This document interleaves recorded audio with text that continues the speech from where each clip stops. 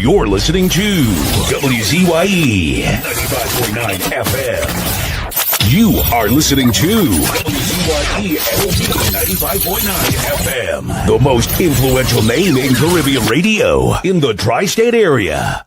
Broadcasting from East Orange, New Jersey. The most influential name in Caribbean radio. WZYE 95.9 FM. When UNC wins, everybody wins. When UNC wins, Trinbago wins. Trinbago wins. Everybody wins. Everybody wins. Tell your neighbor, tell your friend, now is the time to rise and shine. Tell your mother, tell your father, now is the time to decide. If you want leaders who can build, place your ex by the rising sun. If you want leaders who can lead properly, place your ex by the rising sun. On election day, vote UNC. One love, one team, one hope, one dream. On election day, vote UNC. One love, one team, one hope, one dream. When UNC wins, everybody wins. When UNC wins, Trinbago wins. Trinbago wins. Everybody wins. Everybody wins. Vote for peace. Vote for love. Vote for hope. Vote for change. When UNC wins, everybody wins. Bye bye, Rowley. Bye bye. Bye bye, Rowley. Bye bye. We're not voting for you. We tired of the bloodshed, tired of the taxes, tired of the potholes and all the excuses. Tired of no water, tired of stretching at the law, tired of the high grocery bills. No left foot, right foot, again.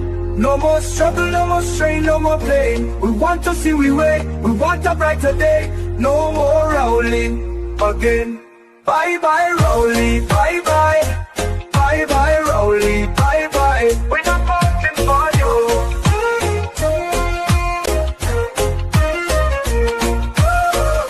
We're tired of the bloodshed, tired of the taxes, tired of the potholes and all the excuses. Tired of no water, tired of stretching a dollar, tired of the high grocery bills. No left foot, right foot, again. No more struggle, no more strain, no more pain. We want to see we way, we want a brighter day. No more rolling again. Bye bye, Rowley, bye bye. Bye bye, Rowley, bye bye. Welcome to WZYE TV 95.9 FM. We come to you every Monday, Tuesday, and Thursday from 7 to 10 p.m. And on Sunday from 1 to 4 p.m. on Let's Talk Politics. Like, share and subscribe to keep up to date with reality affecting your life, and as we always say, we bring the truth, the whole truth and nothing but the truth.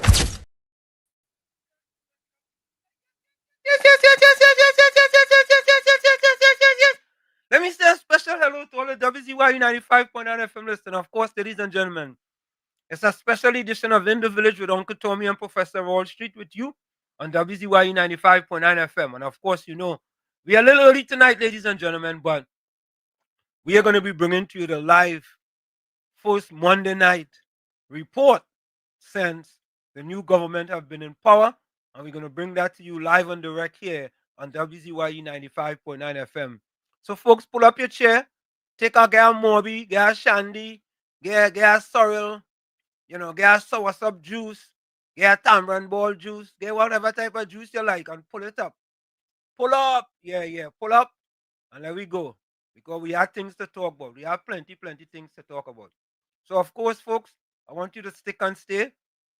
Once they start approximately at 7 p.m., we'll bring it to you live and direct. And, of course, folks, share the live. WZYE 95.9 FM on Facebook. Subscribe. WZYE TV on YouTube. And don't forget, you can always reach us here at 973-868-1444. That's 973-868-1444. And we're bringing this to you live, as we always do, to keep you up to date on what's going on in TNT, right? So what we're gonna do, we're gonna continue to play a little bit of music, ladies and gentlemen. Play a little bit of, we are the nice music. We are the nice music. Play some nice music for you, and then when we come back, of course, we'll bring in the Monday night UNC report to you live and direct. All right, so stick and stay. Laid to rest, laid to rest, laid to rest, laid to rest. It's a ledge, it's a ledge, it's a ledge, it's a ledge. Hey, tell them Kamala say, PNM dead. Petrochen workers say, the party dead, dead, dead. Bubba billions missing from the treasury. Corruption with taxpayers' money. The end is here, security. B&M dead. Hey, tell them Munilal say, B&M dead. Even the 1%ers say, the party dead, dead, dead. They support us mourning and crying. Funeral arrangements they making. The DMO leaving. B&M dead. Condolences to the Balize. SIEP, no more pale pale. The rising sun is ready to govern Trinidad and Tobago for a brighter tomorrow. One, restart the economy, two, health sector, immediate victory. Abolish crime, put sports on the front line. Four, every pipe must have water. Five, roads smooth as six, provide people with work.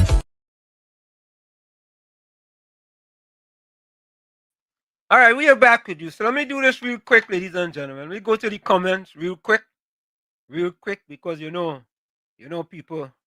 Let me see who coming in first, who coming in. Hey, we,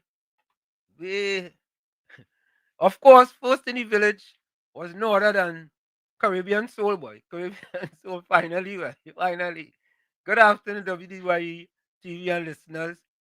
Hit VS, the John Cena. You can't see me now. Yeah. Caribbean Soul say, Gatsby dully disappointed over SCA award returns. She says it's divisiveness, but who faulted for leaving the black children behind at school? Correct is right, Caribbean Soul. That's PNM. Yeah, PNM. Them same black kids at the bottom of the ladder under the PNM. What you go blame the UNC for that? Blame them. 3 months in office and you go blame them. Yeah. Dolly was the former Minister of Education. What did she do to fix the problem? She stopped the award distribution so the nation wouldn't see it's only East Indian topping the SCA. That's what she did. Yeah. And we had a little black boy in there too. A little black boy. Yeah. When you're trying to run from all your failures. Yeah. When you're trying to run from all your failures. All you run. Caribbean Soul, I see India also donating 2 sea ambulance medical on the sea. That's a good move. There's all kind of donations again. All kind of donations. Although we started growing any yam yet in Trinidad? Any yam start to grow yet? I'm still waiting to see some yam. When we get some yam, we go make yam powder. yeah, think about this, right? We go make some yam powder. That is the innovation. Yam powder. Yeah, yam powder. Yam. I believe we should have had that long time. Sea ambulance, especially we are oil and gas nation, we need those offshore doctors. Caribbean Soul, I don't know. Nikab, welcome. I think Nakab. I think Nakab might be new here. Or let's say hello to Nakab. Nakab, where you joining us from? I hope I pronounce that correctly. If you're new to the village, you know, this little boy from Chumaka Clavantillas has some difficulties with name pronunciation. So don't get vexed with me. VS boy, you got a whipping boy. You got a bad whipping boy. Good. U349. Listen to this. U349. Caribbean Soul was 1239. Where? That's a whole 3 hours ahead, boy. You know what that is like, Volsang? That is like you in some other country, which is 3 hours behind. That is what it was like. You 3 hours behind. It's like Caribbean Soul was in Trinidad and you was in Vietnam or some other place. 3 hours behind. Oh God, Wolfgang, that real legs, boy. That real legs. You could go and play for the West Indies. Yeah, we could make it. You join the West Indies. VS says, good evening, soul. Your victory, while sweet at this time, I assure you'll be short-lived. VS, you get licks like the West Indies, boy. All you know, the West Indies lose the series to Australia 2-0. I think it's a 3-game series. 2-0. Volsangadi kind of licks you again. Vinja, welcome. Good evening, Mr. Warshid and Uncle Tommy. Welcome to you. So, folks, just before we start the Monday night report, I said I'm going to get in some the people who calling. Hemraj, welcome. Vinja, good evening to you. Lenora, welcome. Lenora Kamabach, good evening, everyone. Professor Warshik and Uncle Tommy. Monica Ramki, soon welcome. Warshik and Uncle Tommy and all in the village, good night. Good night to you. Yeah, Lenora saying good evening to Caribbean Soul and Sang. Boy, Caribbean Soul put a whipping on VS. That's like the whipping the UNC put on the PNM. Oh God. Pram, good night. Good night to you. Good night, Professor Warshik, Uncle Tommy, and others in the chat. Good night to you, man. Semantic 62, welcome. Semantic 62, right? Yeah, right. Clinton Williams, boy. I mean, a namesake who I went to school with, boy. Professor Warshik and Uncle Tommy, early brother, nicely blessings. Yeah, boy. We just try to be early. We don't be on TNT time. Yeah, we don't do that. Semantic 62 says, good evening, Professor Wall Street. Uncle Tommy. Yeah, good evening to you. Najuni, Naipol 6. Najuni, we were joining us from Najuni. Oh, Nanjani. My bad. I tell you, you have a bit difficulty to pronounce your name. Nanjani. My bad. Semantics say when UNC won, everybody won. According to what PM Kamala Prasad says, yeah, everybody win. Everybody win. All they hear the weak, all they hear Penny weak backers. I was to do an editorial on that, weak, but she want to call the government wicked. Penny, look, Penny, stop it, stop it. Mickey the Ghost Rider, welcome. Gatsby is a neurotic psycho who, together with the deadbeats who got 35 years, punished the black people with poverty, CPEP workers who were held for ransom. Why? Only done see it in the PNM. Oh God, Lord have his mercy. Penny and Sense are disrespectful, Wajang. The PNM have no accomplishment but talking big, acting with false narrative. The treasury was their GoFundMe. Oh, GoFundMe, right? Paul Sammy, welcome. Yeah. Bless good night, Professor Warshik and Uncle Tommy. Listen, VS coming back. Wall Street, Walls, it is in defeat one becomes victorious. I don't know about that. I never hear a person get defeated and all on a Sunday victorious. Volsang, where you get that from? Who give you that quote? Nah. You know I should get you a boo for that, you know. Walls, listen to this all here. Walls, it is in defeat ones become victorious. I never see nobody. I never see a person go to the Olympics, lose, and was victorious. Oh, Volsang, you don't make that make sense, eh? I don't understand that one. Gina Ali, welcome. I don't know about that. You lose and you victorious? All right. So listen, the West Indies just lose against Australia. They were victorious. Volsang again, eh? Look at my vex, man. Look at my vex. Folks, let me see the people start the thing yet, eh? Nah, they ain't start yet. So let me go to a quick break and we'll be right back. Second stage. You're listening to WZYE 95.9 FM. You are listening to WZYE 95.9 FM, the most influential name in Caribbean radio in the tri-state area. Broadcasting from East Orange, New Jersey, the most influential name in Caribbean radio, WZYE 95.9 FM. Of course, we are back with you. It's In the Village with Uncle Tommy, Professor Wall Street, and you on WZYE 95.9 FM. Of course, ladies and gentlemen, don't forget, share the live, WZYE 95.9 FM on Facebook. Subscribe, WZYE TV on YouTube. And folks, we're going to go straight over to the Monday night report. Let's go. We're going straight over, all right? We're going straight to the report, folks. Let's go. We wasting time. We are here to demonstrate that we are no longer campaigning, but we are in fact in government. And tonight we are here to share with the citizens what we have done in only 2 months and what we intend to do for the next 58 plus months. And it's amazing that in that short space of 2 months, we as a government have already demonstrated that we are not about all talk and rhetoric. No. We have demonstrated from the very first sitting of Parliament that we are keeping our promises. And in the very first sitting of Parliament, we are happy, and I am proud to be part of the government that will have passed 2 important pieces of legislation.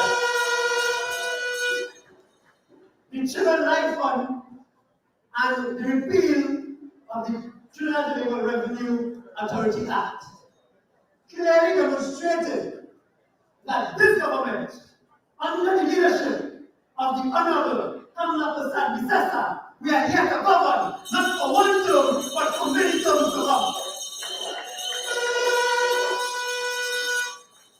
Tonight, I welcome you. I welcome you to this historic meeting.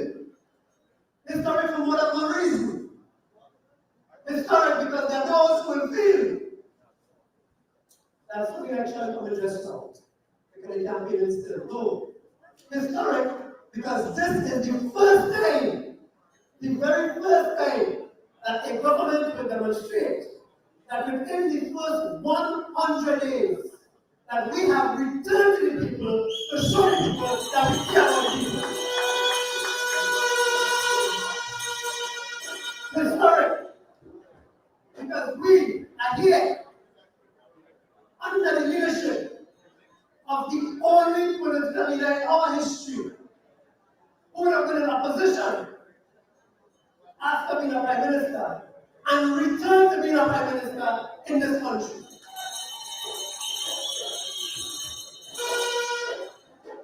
Historic because for the first time we have a UNC government that can clearly say that we have Point Fortin, we have San Fernando West, but more selfishly, we have La Brea. And so tonight is historic for many reasons. As we get into the night, you are going to be greeted by various speakers. You will hear from political leaders, deputy political leaders of the party, sorry. You will hear from our deputy political leader, Minister Johnny John. You will hear from the lion himself, Minister Huila. You will hear from the ever vibrant young upcoming Minister Saddam Hussein. You will hear from the Minister of Education, Minister Daulat, and you will hear from Minister of Health, Minister Lakabodo. And if that was not good enough, you're going to hear from the Honorable Kamala Prasad, President of Tanzania.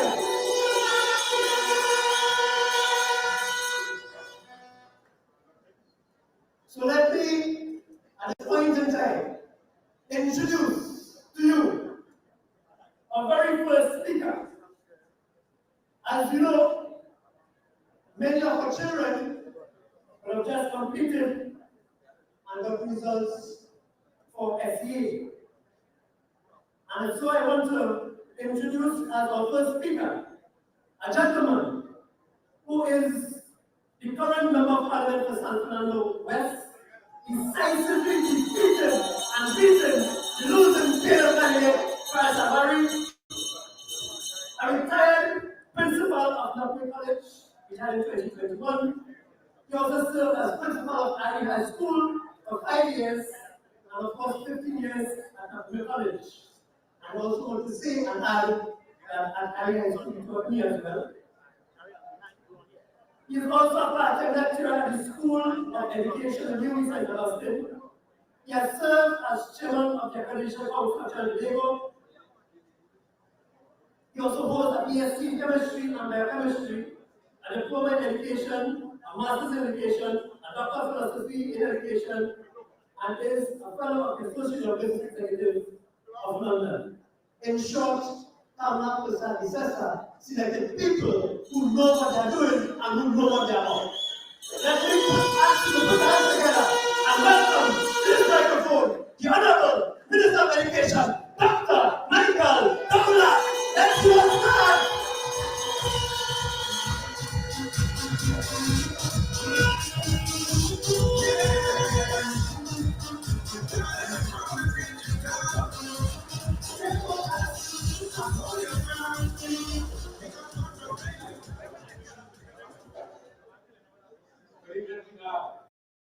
Good evening, everybody. Good evening, especially to our Prime Minister, Mrs. Kamala Persad. Let's hear it for her. This is her constituency. Good evening to all our colleagues, parliamentary colleagues, to all of you who are gathered here. I want to say to you that I'm a proud son of the soil. I am a servant of the people. And I believe in better. I believe in better schools, in better opportunities, in a better digital future for every child, from Cedras to Charlottesville. Under the leadership of our Prime Minister and the UNC, we are creating real change. So tonight, I'm here to share with you that help is not just on the way, it has already arrived with the government of Kamala Persad Bissessa. So we're not just talking education, we are talking about transforming it. We are about fixing what we found that was broken. So let us begin with the facts. When we returned to government, we inherited nothing short of a disaster in education. We found over 279 schools were left in a state of disrepair, leaking roofs, termite beams, broken water tanks, collapsing classrooms. And let us not forget, there were 93 schools that were abandoned. Those schools were started under the UNC government between 2010 and 2015. And over 1.2 billion was already spent on with those contractors working. And those projects, those 93 projects, were deliberately abandoned by the PNM. And some of those schools were already over 90% completed. Right here in Clark Road, we have the abandoned Shiva Boys Hindu College, over 85% completed. And so that's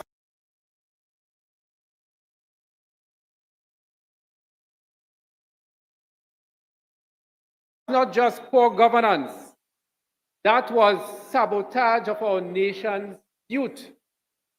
And so, as the present government, we are rebuilding with purpose.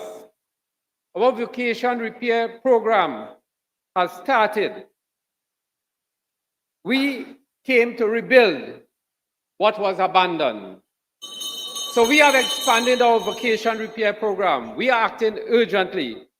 So in this upcoming week, we have secured an additional 83 million for our midterm review, funds that we have identified to carry on the rebuilding and repairs for the new academic year.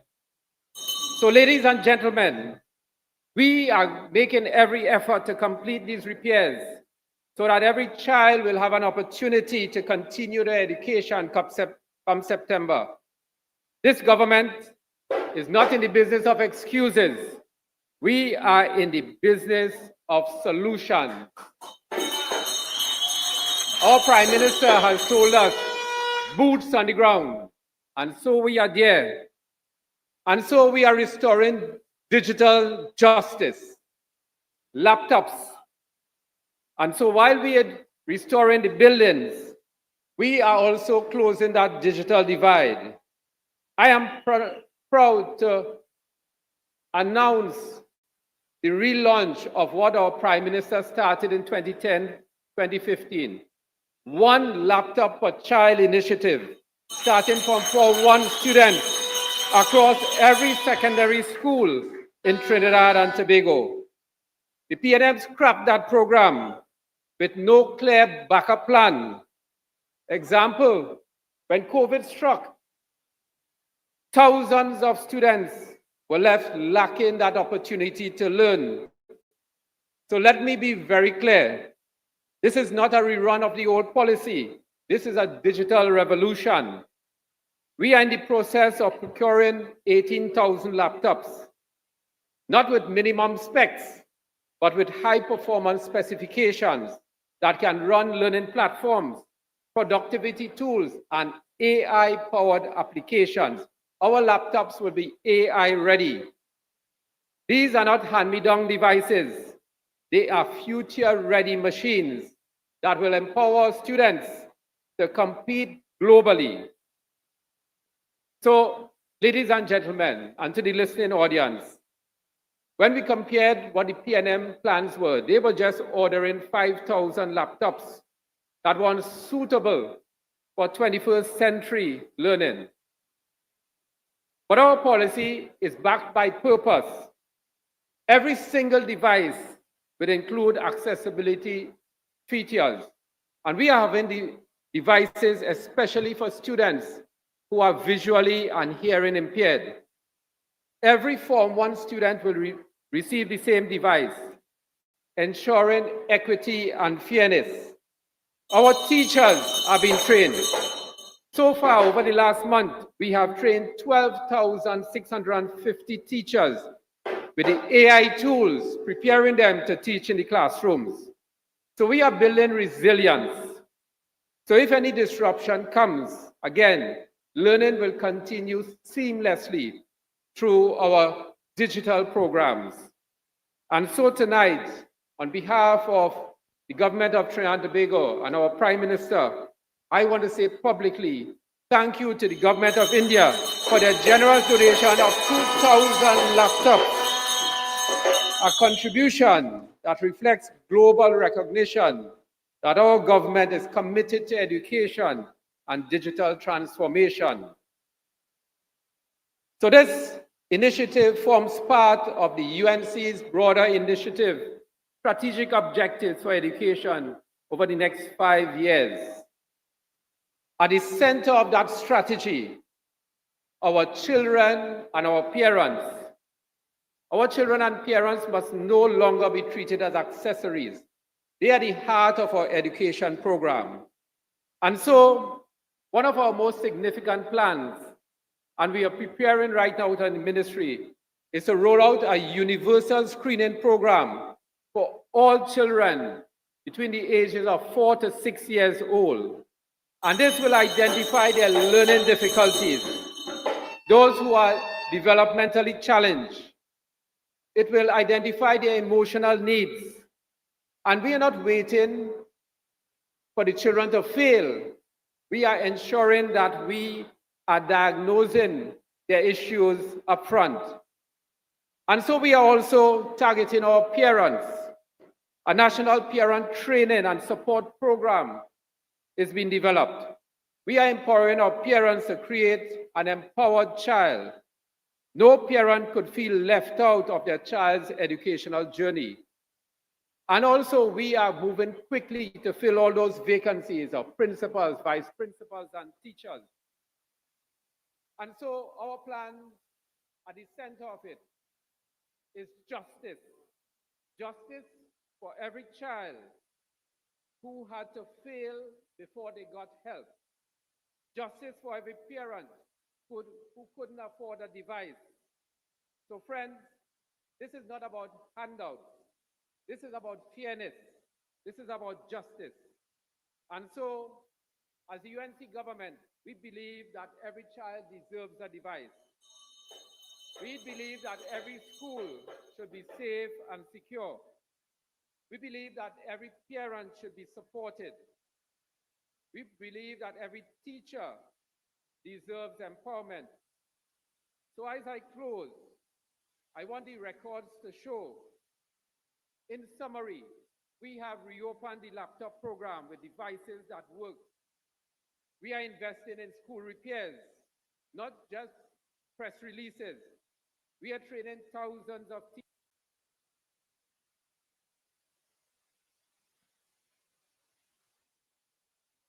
What did the PNM do? They left schools half-built. They ended the laptop program. They ignored school leadership operation. And they underfunded. They made an excuse for everything. And the UNC is making a difference. Education is not a sideline issue for us. It is at the forefront of our national transformation. So ladies and gentlemen, this is the UNC way.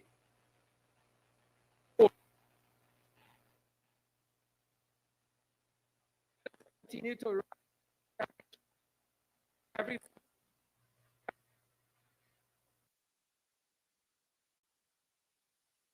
God continue to bless our Prime Minister. This is Kamla Prasad Duterte. May God bless every child in this beautiful republic of Trinidad and Tobago. Thank you very much, ladies and gentlemen.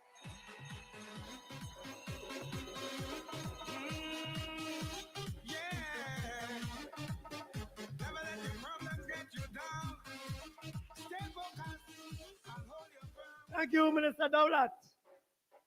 Clearly, we have a Prime Minister that not only demonstrates through her words, but through her actions that she cares and loves our children with all her heart and all her being. Thank you, Minister Dowlat, for the work you're doing in the Ministry of Education. Thank you for that report. And just to correct myself, I forget we're not campaigning. This is not the Monday Night Forum. This is the Monday Night Report. So we are reporting to the people what it is we are doing and what we intend to do. Yes? And you know, sometimes in government, there be little mistakes and little faux pas along the way. But at the heart of everything we do is always the people for the benefit of Trinidad and Tobago. That's at the heart of everything we do.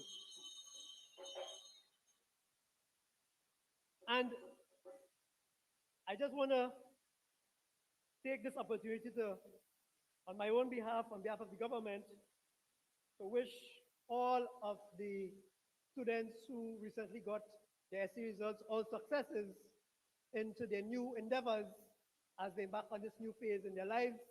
And for those who didn't make it, we say to you, push on, have faith, hold strong, keep working and keep working hard, and you will succeed. Our next speaker, a gentleman who has served as an MP since 2015. He is currently the Member of Parliament for Oropuch West. Born and raised in Avocat Village, he has specialized in obstetrics and gynecology in Jamaica and the United Kingdom, where he studied and he practiced at the San Fernando General Hospital for 20 years. He was chairman of the Southwest Regional Health Authority from October 2010 to August 2015. In that position, he oversaw the state-of-the-art teaching hospital and the teaching hospital and the Coover Children's Hospital. I'm sure you're going to tell you more about that later on, sorry. Under his leadership, he also saw the opening of the new and upgraded existing health centers and extended opening hours at health centers, among many other achievements. Put your hands together and welcome to the microphone, Minister of Health, Member of Parliament for Orange West, Dr. Lakram Bodo.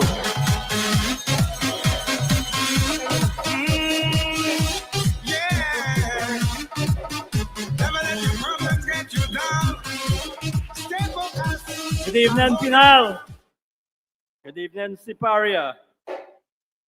The Honorable Kamla Prasad Bisesa, SC, MP, Member of Parliament for Siparia, in whose constituency we are, my fellow speakers on the platform, Cabinet Ministers and MPs, Senators, local government reps, UNC membership and supporters, listening and viewing public, members of the media.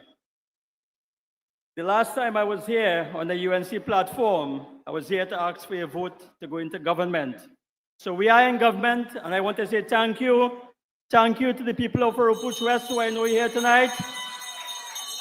And I want to say a very special thank you to the Prime Minister for allowing me to be your Minister of Health.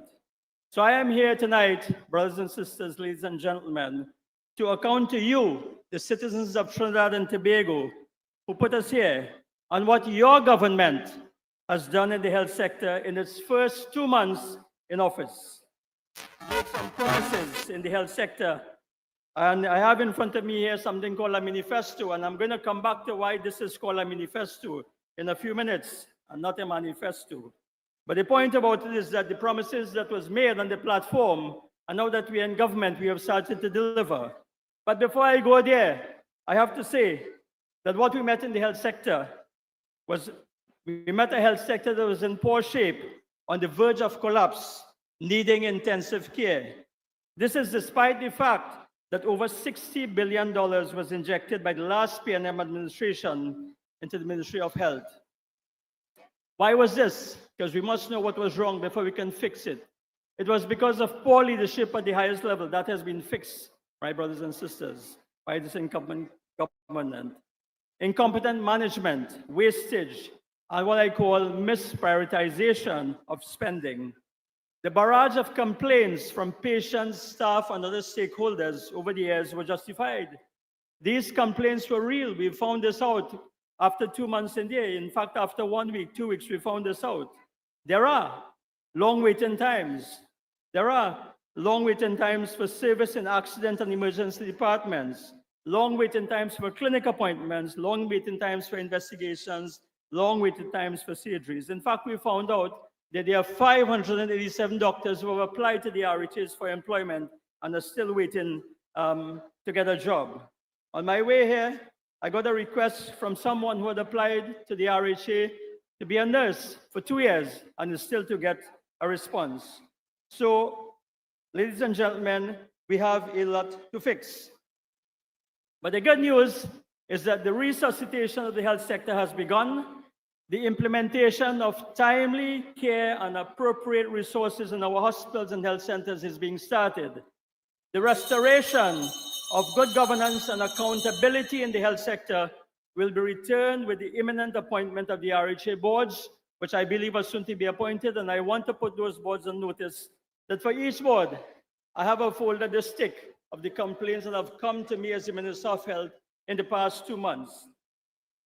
Now, the mid-year budget review saw the Ministry of Health asking for $728 million, and I have to say that this was mainly to meet the expenses for outstanding debts. This is something that we inherited, and of course, as a responsible government and a caring government, we decided that we would make the effort to pay those suppliers who supplies goods and services. Part of this, half of this was to pay NIPDEC, that was owing for drugs, and of course, the drugs are important. We had to pay the suppliers to ensure the continuity of drugs and supplies. And the other half, the other part was to pay the RHAs. And what we found out in this $350+ million that was allocated to pay the RHAs is that a lot of this was for what I would call frivolous projects. instead of fixing the things that needed to be improved. So, ladies and gentlemen, let us leave that there and let us go on. Let me go on to tell you what we have done. Now, this here is the manifesto that we produced to you and we shared with you on the platform. Now, I always wondered why this was called a manifesto, because when I look in here, I see 51 projects. But under the leadership of this Prime Minister, we've almost completed half of these projects. We're well on our way. We're well on our way, ladies and gentlemen, to finishing this thing in 1 year. So this has to be a manifesto, Minister Munilal, because I expect at the end of the first year in government, we'll have another manifesto coming out. So let me take you to some of those projects. What have we achieved in the health sector so far? Of course, one of the first acts, in fact, the first act of Parliament under this new government was the Children's Life Fund Act Amendment. This was very important. This was a dream of the Prime Minister, a promise of the Prime Minister. So said, so done. And of course, just to emphasize the new benefits that are going to come to the Children's Life Fund, there are two main benefits. One, it will allow the foreign surgeons to be able to come to Trinidad and perform the surgery here, so it will be more cost effective in some cases.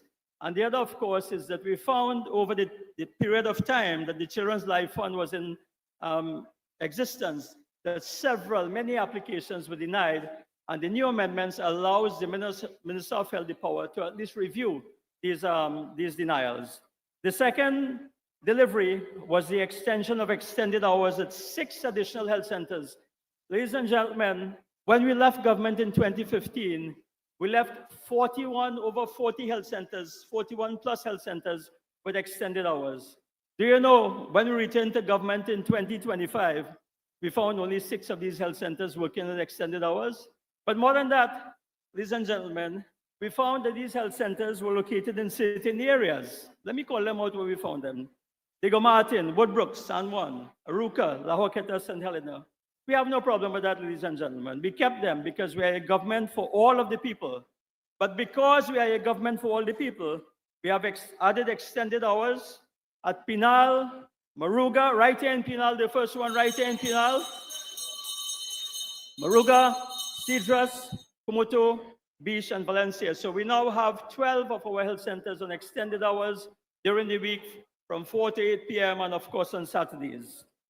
The other important initiative that we would have done would have been the CDAP review. We promised to review CDAP. I am pleased to report that report of the review of CDAP is before the Cabinet of Trinidad and Tobago, and we are hoping that very soon we will be able to announce to the public what the upgrades are. But it is envisioned that we'll have additional medications, and of course we will add some new medications, upgrade the current medications, and so on. But one of the most important things that we're hoping will come out of the recommendations is that the $68,000 that pharmacies are now required to pay to get the CDAP software and hardware is going to be reduced, and that will allow more pharmacies to be able to participate in the CDAP program. Ladies and gentlemen, we are also very much aware of the rainy season coming, and we took the precaution. Ladies and gentlemen,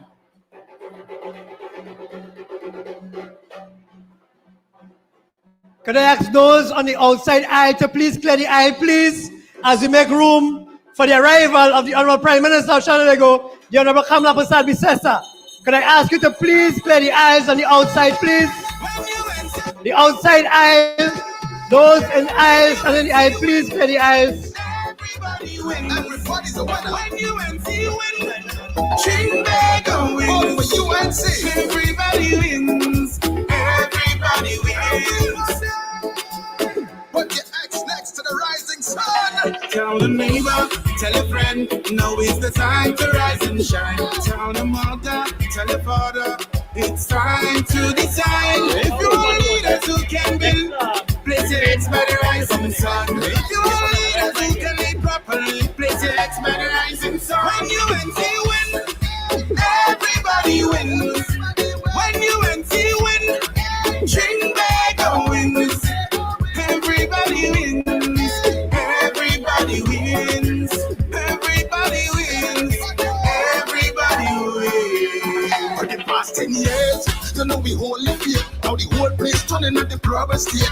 It's only our ship under the police here. Now the UNC come here to save the day. So remember when election come, put your heads by the rising sun.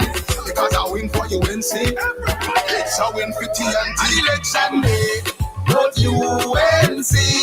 One love, one team, one hope, one dream. On election day, vote UNC. One love, one team, one hope, one dream. When UNC win, everybody wins. When UNC win, Trinbago wins. Everybody wins. Everybody wins. Vote for peace, vote for love, vote for hope, vote for change. When UNC win. Let's see those flags in the air. Let's see those flags in the air.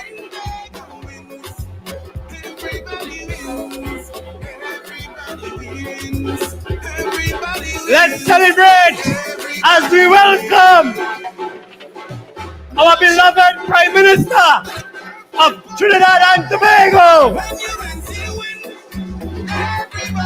Our first female Prime Minister.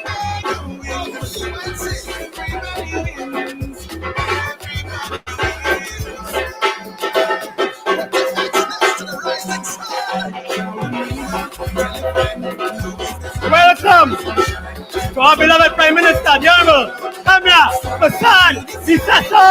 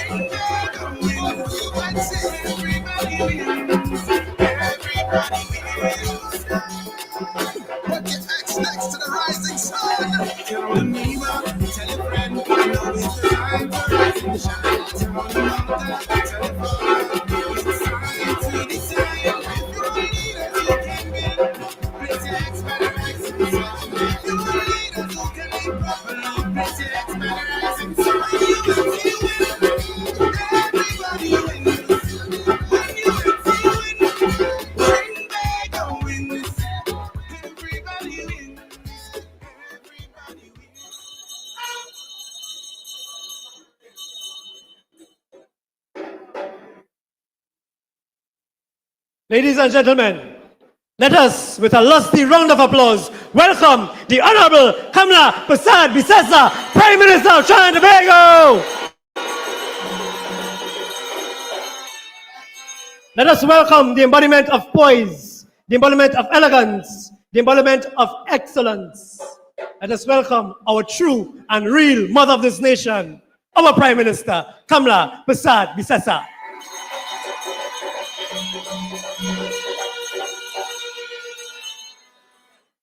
And let me put on my union hat and let me do some representation for Dr. Bodo.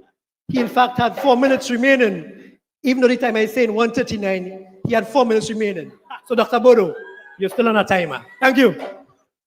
Thank you so much, Chairman. So let us give it up for the Member of Parliament for Siparia, your MP and your Prime Minister.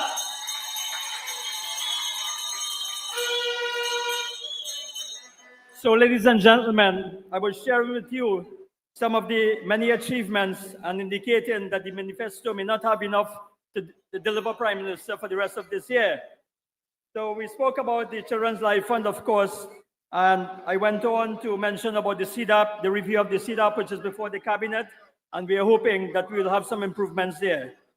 So, of course, the issue of the waiting list initiatives, we are working with the team to deal with the backlog of surgeries in the nation's hospitals. And of course, with the upcoming rainy season, we are very much aware that dengue is something to be dealt with. And we have taken the precautions to visit the Insect Vector Control Division. And I want to recognize the Minister in the Ministry of Health who has been ably assisting me, the Member of Parliament for Caroni East, Dr. Richard Ciceran. And of course, we're taking the precautions to ensure that all the resources that the Insect Vector Control Division will need to fight the mosquitoes, we've taken that precaution. There are many, many other issues, of course, including preparation for bringing the Kuvo Children's Hospital back on stream. And of course, things are already in place for the Promise Cat Lab at the San Fernando General Hospital that we will speak about as we go forward. Of course, also on the agenda is a review of the National Drug Formulary. But ladies and gentlemen, I believe that one of the most important things that would have happened to the health sector after only 2 months would have happened because of our Prime Minister's invitation to Prime Minister Modi. And you would have seen on Friday, ladies and gentlemen, a very successful visit of Prime Minister Modi that would have brought tremendous benefits to our health sector. Most importantly is the signing of the MOU with India to accept the Indian pharmacopoeia. What that means is that we will now be able to access a lot more drugs at a more affordable price, which means that the citizens of Trinidad and Tobago will benefit in a very, very big way. So I think that is a very historic, very important move, and we have to thank and commend our Prime Minister for making sure this happens. Of course, we also have donations of 20 dialysis chairs, which is going to enhance our in-house capacity, and the donation of 2C ambulances, which will help in terms of transporting our patients from the remote areas. So, ladies and gentlemen, as I close, I just want to say that the promises that Kamala Prasad Bisesa made on the platform were not election gimmicks. They were real. They were things intended to make your lives better. Delivery has now begun, and I don't mean delivery of babies. That was my past profession. I meant delivery from this government led by Kamala Prasad Bisesa. And there is much, much more to come, I promise you. I thank you, ladies and gentlemen.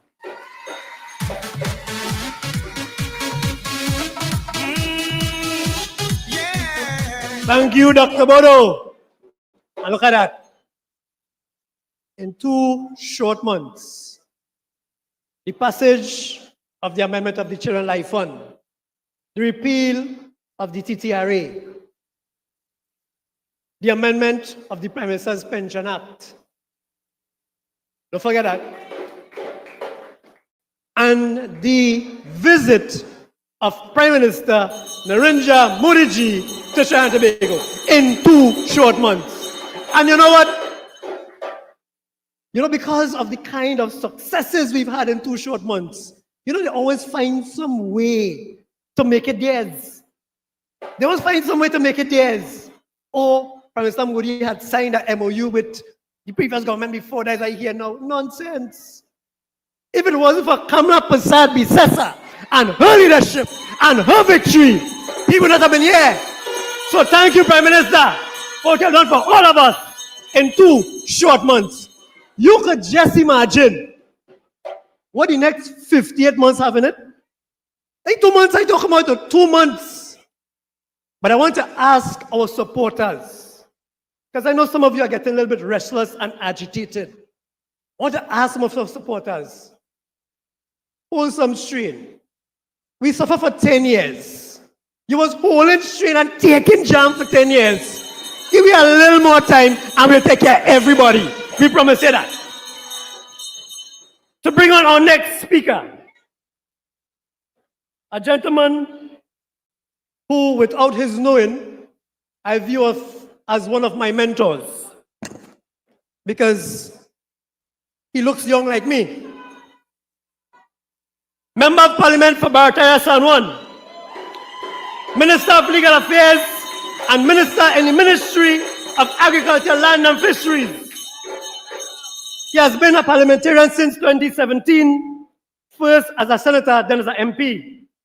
A brilliant young attorney with significant experience in civil law. A graduate of UWI, Cave Hill campus, graduate of Hugh Whidden Law School, where he graduated on the Principal's Roll of Honor. Put your hands together and welcome the ever-powerful, ever-resilient, ever-trustworthy, and ever-powerful Saddam Hussein!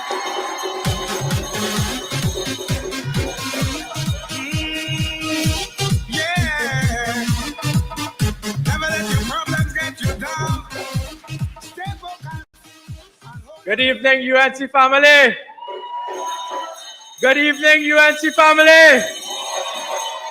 I say good evening to the best Prime Minister, the second female Prime Minister of Trinidad and Tobago, the Honorable Kamla Prasad, Bissessa of Senior Council.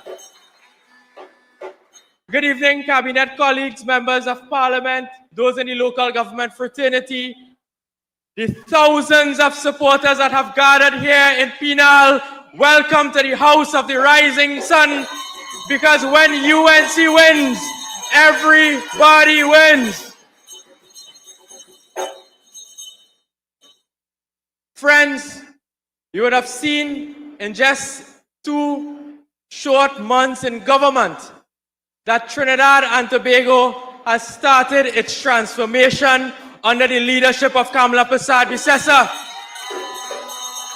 As my brother Clyde would have said, we have seen tremendous landmark legislation passed in the Parliament. We spent several hours repealing that dreaded TTRA. We amended the Prime Minister's Pension Act. You all remember that? We passed amendments to the Children's Life Fund, so now children will be able to access life-saving surgery for more and more conditions. That is what we have done in just 2 short months. And the cream of it was a visit by Sri Narendra Modi, where we have now signed a memorandum of understanding for agriculture, for healthcare, and many other sectors. So the benefits are flowing into Trinidad and Tobago. But it have some people making noise on the opposite side of we. Penny and she friends. Now, I want to acknowledge a very strong and courageous MP in your cabinet and Minister Barry Padarat. That small fella afraid nobody. And you would have seen what was taking place with CPEP and so on. And the PNM is blowing this thing out of proportion. They assemble a big legal team. Penny says she has senior. She have Faris. She has Stewart. She has Scotland. Man, them fellas run to court to file a case. All them silk, all them senior counsel, they run to court and file a case. And in less than 24 hours, they see Anna name and they withdraw the case. The only silk them fellas deserve is a silky smooth parata. That is the only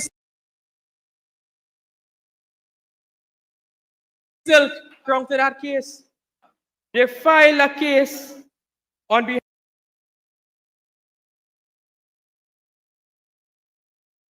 behalf of a particular CPEP contractor. And there's a Newsday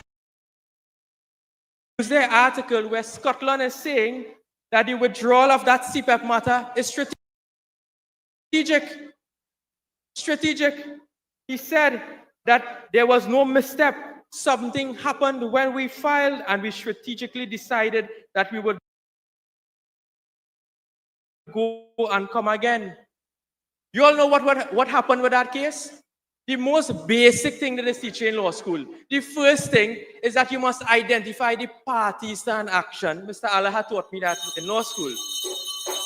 And the first thing you have to do is check to see if the company registered on the company's registry.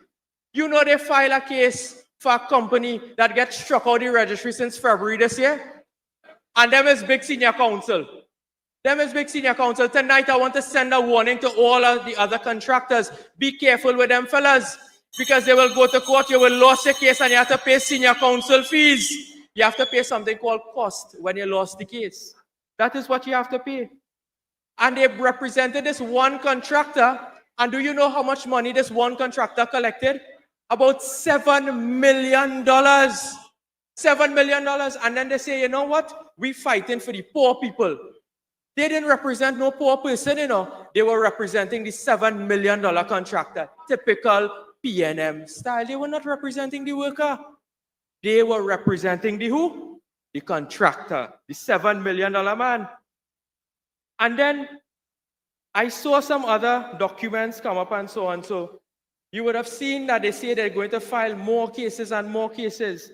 Well, I want to tell you all something tonight, because we do our homework. We have very good lawyers in the United National Congress, and I'm sure you all agree. Because a simple search in the company's registry could tell you that the company called Stephen Samuel Contractors did not file annual returns for the year 2019, 2020, 2021, 2022, 2023, 2024, and collecting government money. They were in breach of the law, and that was the company that those fellas were representing. I think those on record were Larry Lala. I don't know if that fella even win a raffle in his life. Then you have Sinclair O'Neill and Curry Marcel. Those fellas filed a case against a company that was struck out. But it gets worse. Today I asked for a report from the Ministry of Legal Affairs. Of the total 326 companies that are contractors with the CPEP, I can tell you tonight that 32 of those companies were struck off from the registry. 32. And one company was not even found on the registry. Could you imagine that? Could you imagine that? Heads must roll at CPEP. Heads must roll. And when you think that is enough, it gets even worse. I have in my possession, brothers and sisters, the list of all of the CPEP contractors. The list of all of the 326 CPEP contractors. And all you want to bring case, I want to give them a warning tonight. All you want to bring case, you are going to open up a can of worms. Because tonight I want to share some names with you all. I have no parliamentary privilege. But tonight I want to share some names. There's one particular company called Kudos Cleaning Maintenance Company Limited. They were given the contract on the 1st of March 2023, and the contract ends on the 28th of April 2029. They get a 6-year contract. Now, I went in the company's registry and pull up to find out who is the owner of this company. The company is called what? Kudos Cleaning Maintenance Company Limited. A person who has beneficial ownership in this company is one Nigel Wayne Cotter.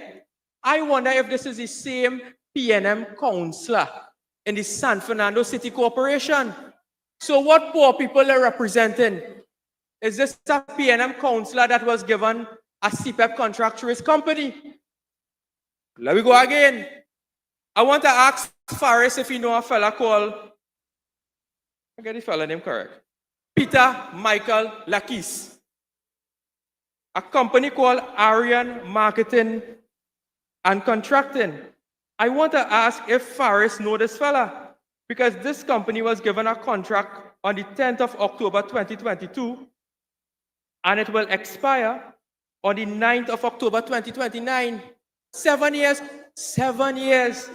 Tonight I want to ask Faris if you know Peter Lakis. This man have a company in Bevan Street, Lesser 4 West, San Fernando. I think that was your former constituency after you were defeated by Dr. Dowlat.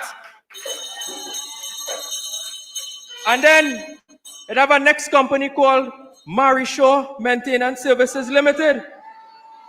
You all know Marishaw, the San Fernando West Posse? All you know who is that? Is that a PNM activist? Is Jamila Marishaw a former PNM candidate? Well, I want to tell you, she get a contract too under her company. So tonight, my brothers and sisters, and her contract was given on the 31st of March 2023 and will expire on the 30th of March 2029. So you understand, when they go on the media and they say they're representing poor people, you see who they're representing? Friends, family, financiers, and PNM activists and councillors. This is what was taking place at the CPEP company. Heads will roll. We are here to protect the public's interest, and we are protecting the public's interest. That is what we will do. That is what we will do. And let me tell you, Marishaw company got struck out on the 9th of January 2025. Look at right here. It right here. But it have some fellas, some grovelers in the law association want to tell us that what we should say and what we shouldn't say. That is what they want to tell us, what we should say and what we shouldn't say. Why they don't tell us that Douglas Mendes collected $15 million worth of state briefs? That is why is that why you're making statement that we shouldn't attack independent senators and so on? We have a right to say what we can because we are a political institution in this country and we have a constitutional right to speak. And I want to tell the law association and I want to ask them here tonight, was that a unanimous press release or whether or not 4 members dissented from sending that press release? I'll leave it only with that one law association. Everything in the dark will come to light. Thank you, my brothers and sisters. Thank you. Long live the UNC. Long live Kamala Persad-Bissessar.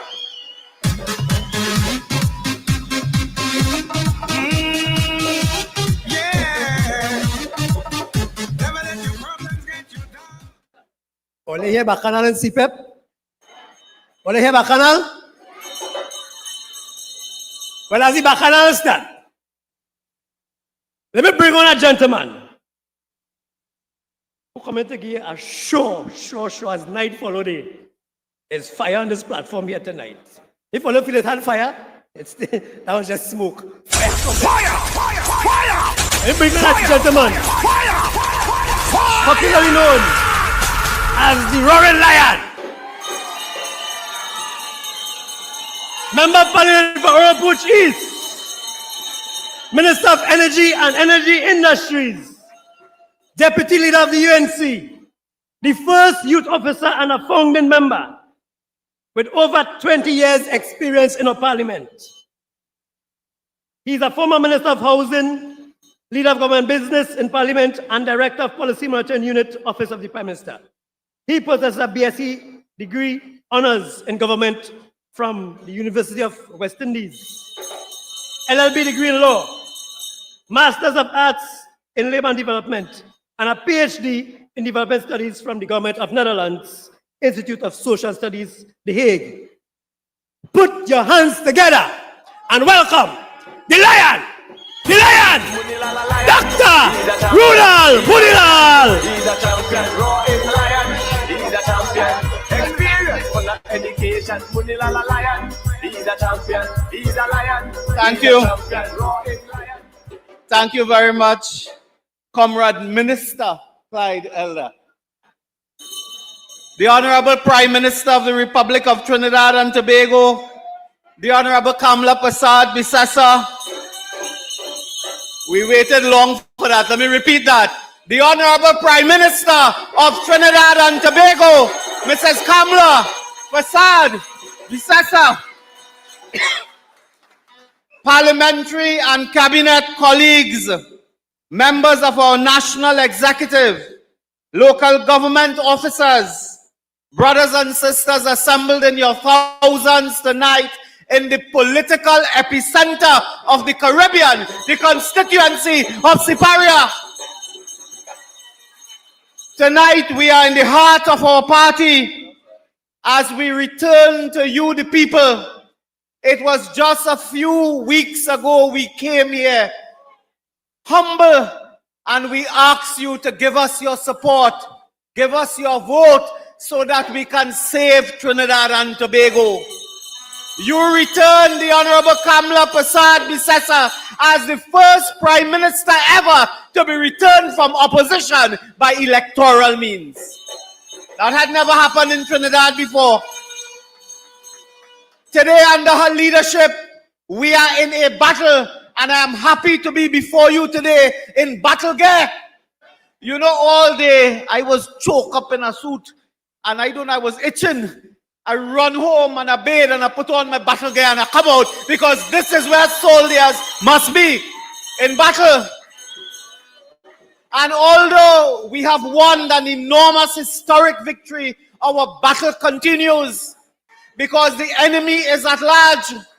The PNM, they have 13 in the parliament, half useless and the other half has no use.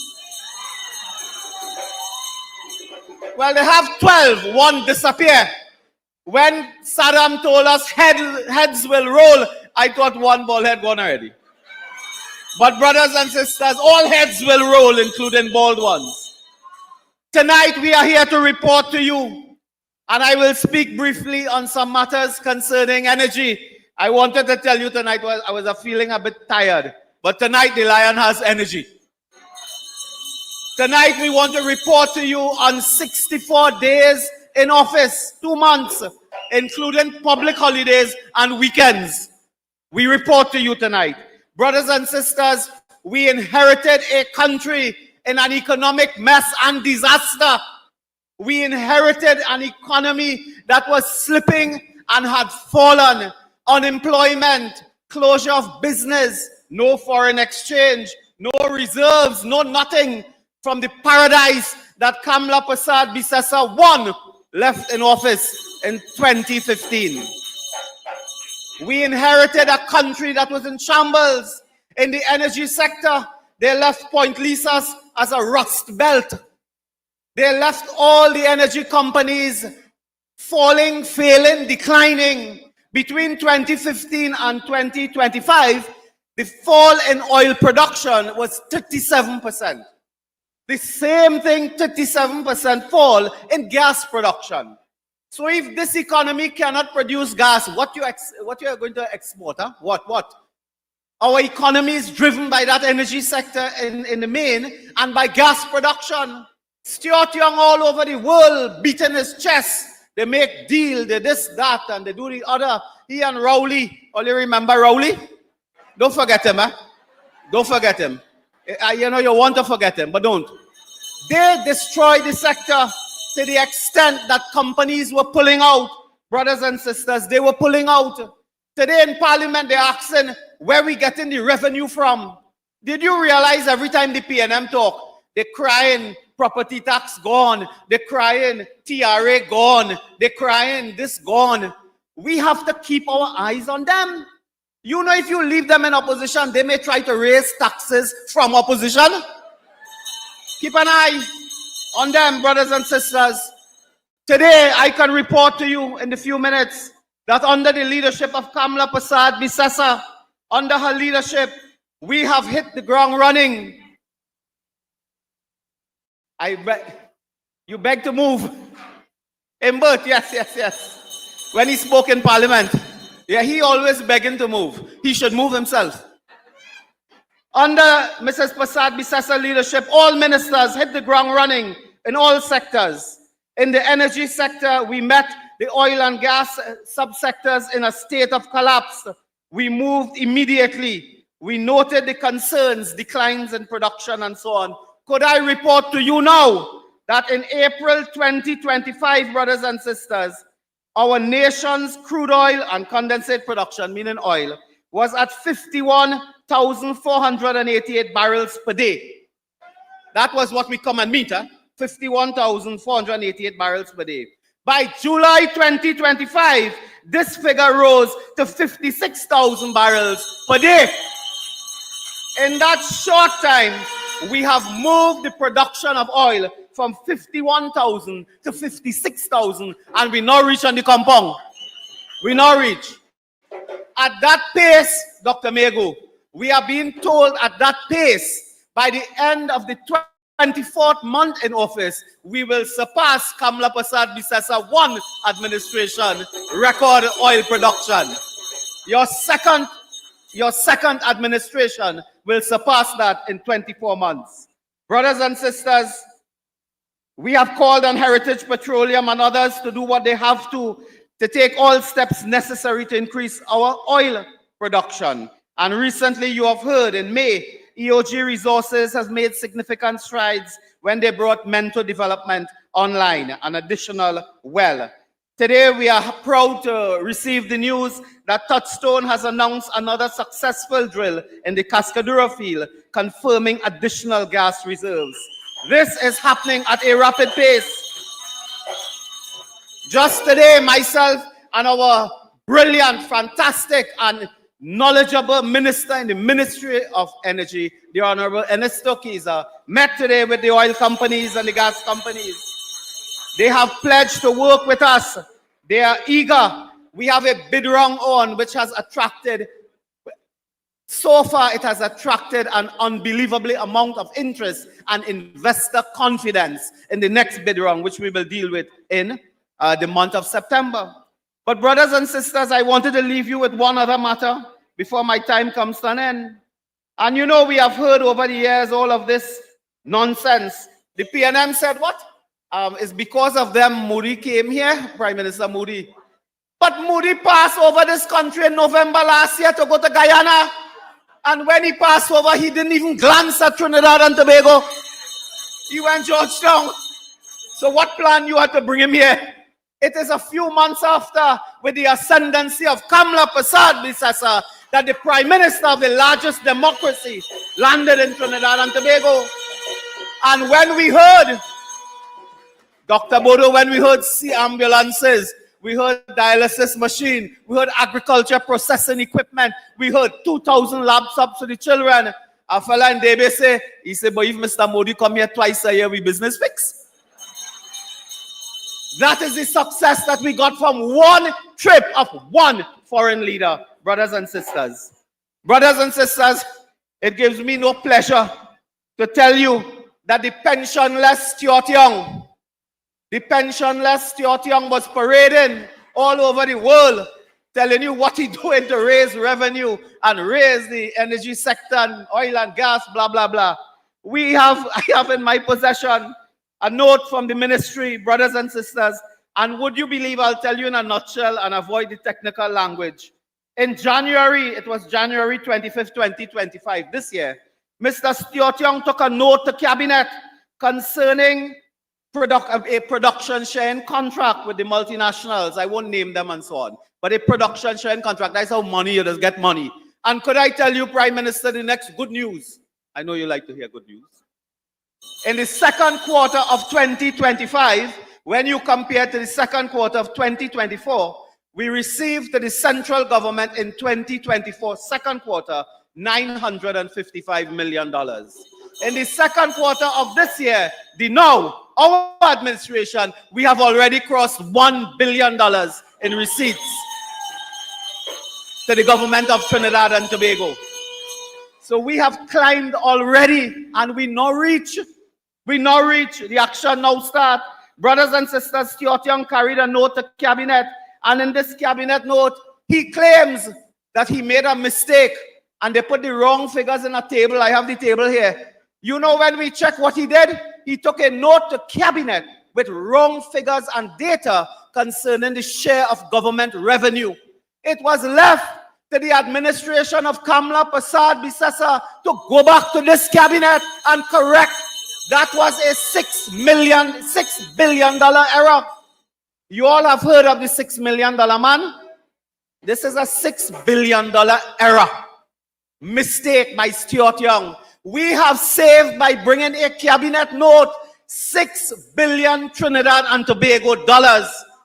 That Stuart Young claimed he made an error. I want to ask him tonight, was it an error? Or were you trying to take care of your era? Which was it? An error, or you taking care of your era? This cannot be an error where you make such a colossal mistake. It must be something more that I have called upon the ministry to investigate. So brothers and sisters, I will leave you with that message of hope that we are here. Kamla Prasad Bisesa and her high-performing team is here. And in quick time, we will return this country to economic success, prosperity, high employment, and an energy sector that is second to none in the Caribbean. Long live our great party, long live our political leader, and long live our struggle. I thank you, and God bless you all. Sing! Munila la lion, he's a champion, he's a lion, he's a champion, roaring lion, he's a champion, experience full of education, Munila la lion, he's a champion, he's a lion, he's a champion. Thank you, Dr. Munilal. This place have so much people. I swear to God, we're in Arangwe Savannah. If you see people outside. But we have a little situation, and we need the following drivers to attend to your vehicles, please. PDT 7534, PS 3644, 8CE 415, and PDT 7534. We have a situation, and we need you all to attend to your vehicles urgently and quickly, please. PDT 7534, PBS 3644, 8CE 415, and PDT 7534. Thank you for cooperating. As I said, we are a disciplined party, and we always listen and remain disciplined. Yes? And speaking about discipline, let me bring on a lady who has been in this party and served this party with fervor, with dignity, with loyalty, and with heart. Minister of Works and Infrastructure, Member of Parliament for Couva North, a dynamic firebrand, former senator. She came into the Senate in 2001. She held the position of CEO of HDC. She has an MBA, is a chartered accountant, certified professional accountant, and a certified management accountant. This young lady really needs no introduction. And so, I want you to put your hands together and welcome to this microphone the Honorable Deputy Political Leader, Minister, MP, Jolly. The Honorable Kamla Prasad Bisesa, Prime Minister, Prime Minister, Prime Minister of Trinidad and Tobago.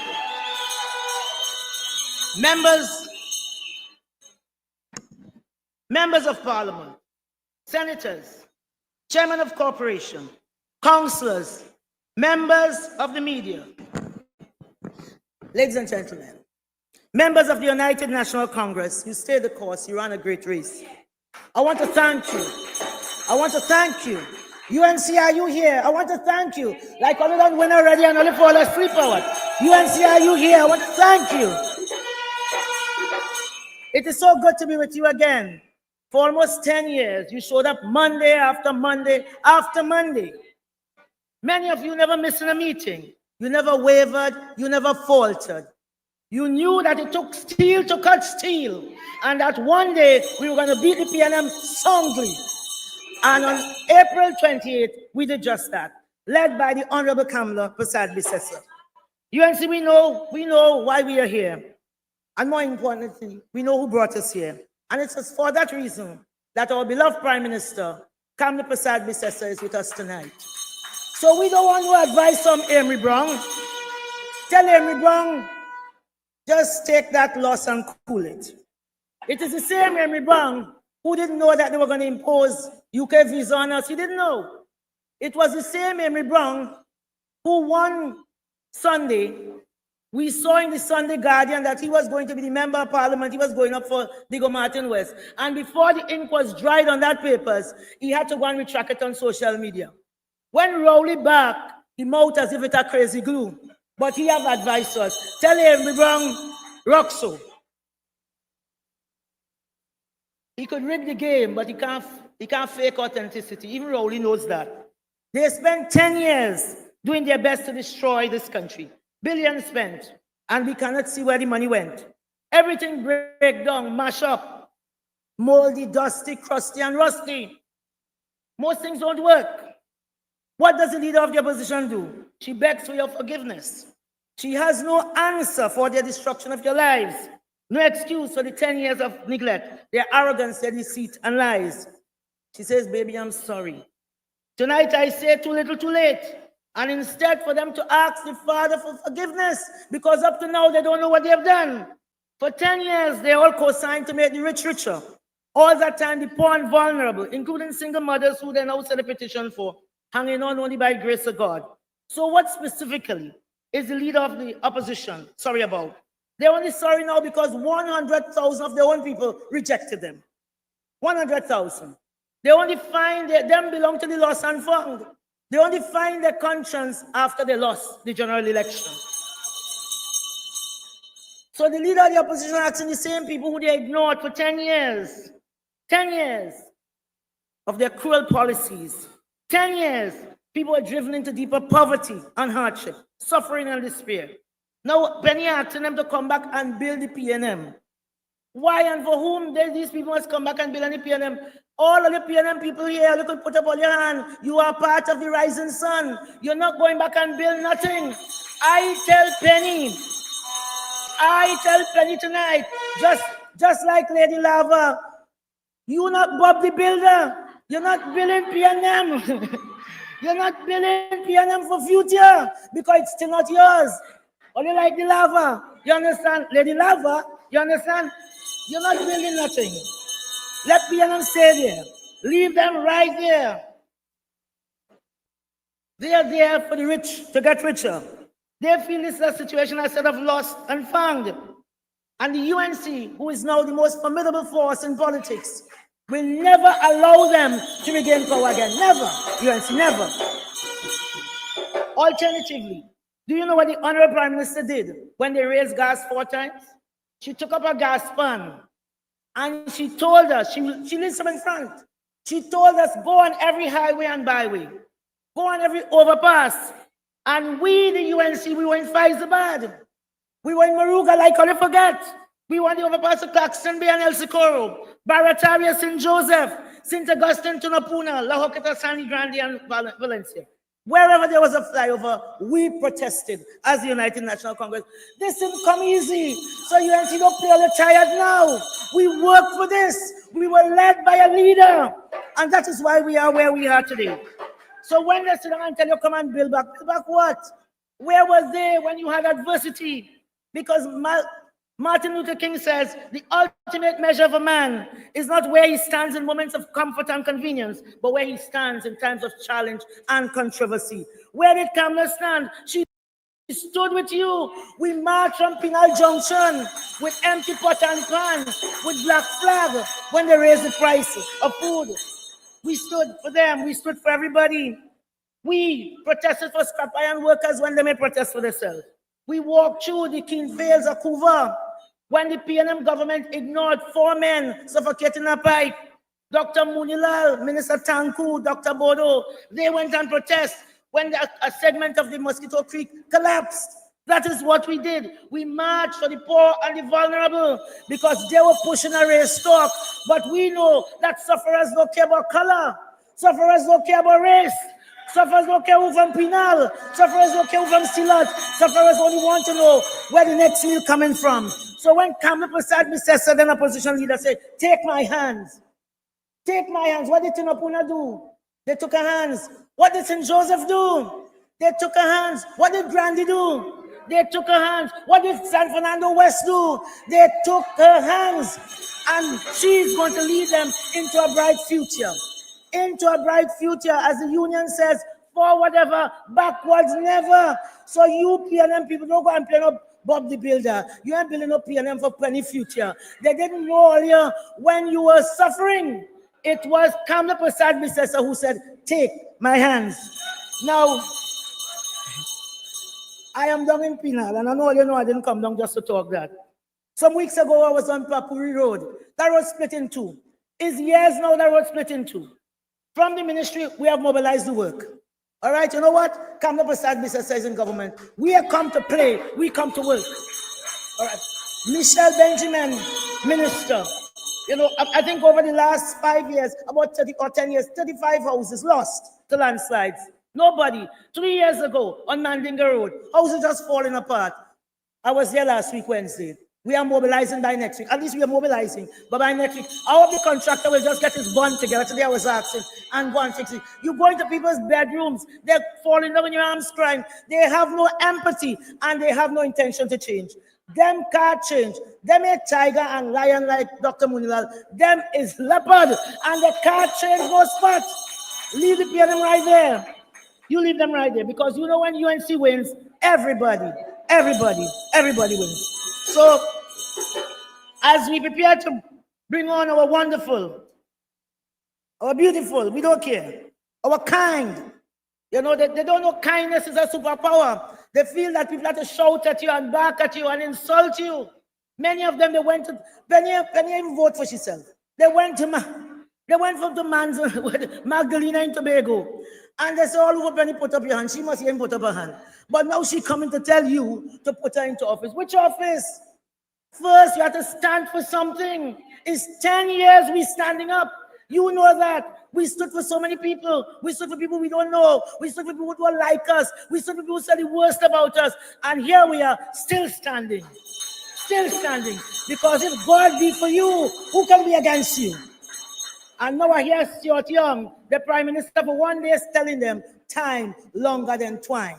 So UNC, we know what is delayed is not denied. And tonight, I want to congratulate you for choosing the best Prime Minister this country has ever seen. Ever seen. It has been a long time coming. It has been a long time coming. It took 10 years. But today we know for certain. We know for certain that, again, as I said, what is delayed is not denied. So I sincerely want to thank the people of Trinidad and Tobago that on the 28th of April, they chased the crazy ball out of town. And you keep him out of town. All right? So tonight, UNC, you just keep hope alive and let us keep working hard. Do not take your eyes off the prize because you know how sweet it is. How sweet it is to be in government. We waited a long time for that. I want to thank you so much, UNC. Thanks a lot. Hurry up and come, hurry up and come, hurry up and come, hurry up and come, hurry up and come, Thank you, Deputy Political Leader Jolene John, MP for Couva North. HEC 415, you still have not attended to your vehicle, and we have an urgent situation that we needed to move your vehicle. Please, HEC 415, please remove your red band maxi. Thank you very much. This school auditorium is so filled. And I want to ask the people on my extreme right to just take 2 steps back. And I want you to just clear this path for me, please. I need this pathway clear. I need to be a runway. If I had a red carpet, I'd have put on the red carpet. Because you see this pathway here? I am playing with this pathway here. You see this pathway here? I want this pathway clear. And I want this pathway clear. Because when you see we bring on the next speaker, nothing must stand in her way. Nothing will stand in her way. And anything in her way, we're moving it out of the way. So before you be moved out of the way, make the pathway clear for me, please. Nice. Now that we have gotten that straight, Penal, we are at a point where we are being honored, privileged, and for some of us, it is a moment of extreme, deep, and utter emotion. The next speaker She needs no introduction. She is the true mother of this nation. She is the epitome of elegance. She has made one man very lucky, Dr. Bisesa, and the rest of us envious.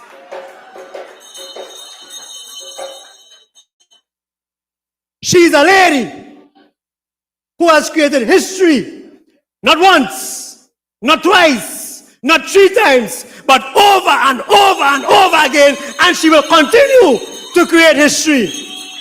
Penal, let me ask you to stand. Let me ask you to put your hands together, wave your flag in the air as we welcome the Honorable Kamla Prasad Bisesa, Prime Minister of Trinidad and Tobago. Everybody wins. Everybody's a winner. When UNC win, Trinidad wins. UNC. Everybody wins. Everybody wins. Put your X next to the rising sun. Tell the neighbor, tell a friend, now is the time to rise and shine. Tell the mother, tell the father, it's time to decide. If you want leaders who can build, place your X by the rising sun. If you want leaders who can live properly, place your X by the rising sun. When UNC win, everybody wins. When UNC win, Trinidad wins. Everybody wins. Everybody wins. Everybody wins. Everybody wins. For the past 10 years, you know we hold the fear. Now the whole place turning at the proper state. It's only our ship under the palace here. Now the UNC come here to save the day. So remember when the election come, put your heads by the rising sun. Because I win for UNC. It's a win for TNT. Thank you very much. Thank you. Siparia Pinal. Siparia Pinal. Good evening. Good evening. Good evening. How wonderful it is to be back in my home seat, in my constituency here, constituency of Siparia. As I welcome all of you. You know, I visited Bihar. Prime Minister Modi called me a daughter of Bihar. And because Prime Minister Modi was here, if you go up on the YouTube, they're showing everything related to India and to this Beti from Bihar. And it's all there. And I looked and I saw a video when I was last in India, when I was invited by the then government of India to receive an award, one of the highest awards given to a non-resident Indian, a non-national. And I'm looking at the video, and this is what I said. Thousands were gathered. Barry was there, you remember? By the way, there's a fellow named Sukhdev, he knows who he is. He was there too, as part of the deal, and others were there. And in that speech that I gave, with all these people gathered there, in my village, my ancestral village, and I said, everything I am today, this was in 2012, everything I am today and everything that I have become is because it is buried in my genetic DNA right here in Bihar. And today I say, here at this Penal Secondary School, everything I am is buried in my DNA right here in the consistency of Siparia. So thank you all very much. As I bring greetings here, we will not take too much time, but let us acknowledge the best cabinet, the best Senate, the best set of MPs in the history of Trinidad and Tobago. Please stand and take a bow. You deserve it. You deserve it. We have, thank you MPs and senators. We have the strongest team, and we are joined and buttressed by our cadre of persons in the local government fraternity. Let's give it up for our local government people as well, as we thank them.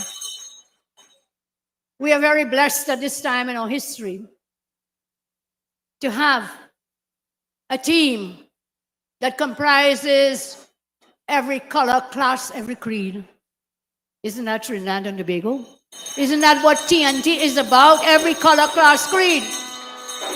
And Sturgey, Minister Sturge, we also have every size and shape. So thank you all. Hear every creed, hear every race, find an equal place under the United National Congress in the House of the Rising Sun. So thank you all, our loyal, rank and file supporters here, and those who are watching at home and elsewhere. Thank you to the chairpersons of one chairperson. Give it up to young Clyde, Minister Clyde.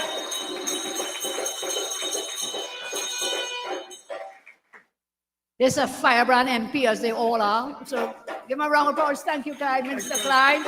Thank you so much. All of you brothers and sisters, there are thousands hooked on now, Dominic, your AI person. Thousands are hooked up. Thank God to the World Wide Web, viewing, looking at the streams, looking at the broadcasts. And as I say, good evening to everyone. I know my colleagues who spoke before me really stressed how much it was and how stressful it was. During the 10 years we were lost in the vineyard, in the 10 years that we wandered in the wilderness.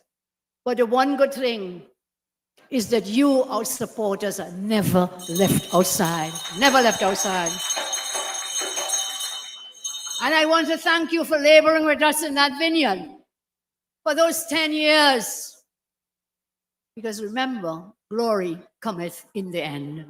And that glory belongs to you, the UNC supporters, those of you who made the effort on election day. Thank you. Right here. A lot has happened since we gathered at a Monday night report to you. On April 28th this year, 2025, we achieved a historic and resounding victory at the polls. Particularly, let me say loud and clear, again, our victory belongs to you. Take a bow, everybody. That victory belongs to you. Those people who would show up for UNC events for the last 10 years when we were in opposition, I want to thank every single member, activist, organizer, supporter of the extraordinary United National Congress. This victory was not by chance. This victory was not by chance. It was earned through your tireless work, your unwavering loyalty, your tireless work, as I said, and your loyalty, your deep belief in the principles and the values and our vision, our UNC's mission to build a brighter future for all in Trinidad and Tobago. I assure you that we will always be a government that will be accountable to you, the people of Trinidad and Tobago. That is why we are here tonight, to report, to account for the job that you gave us and to let you know as we go along.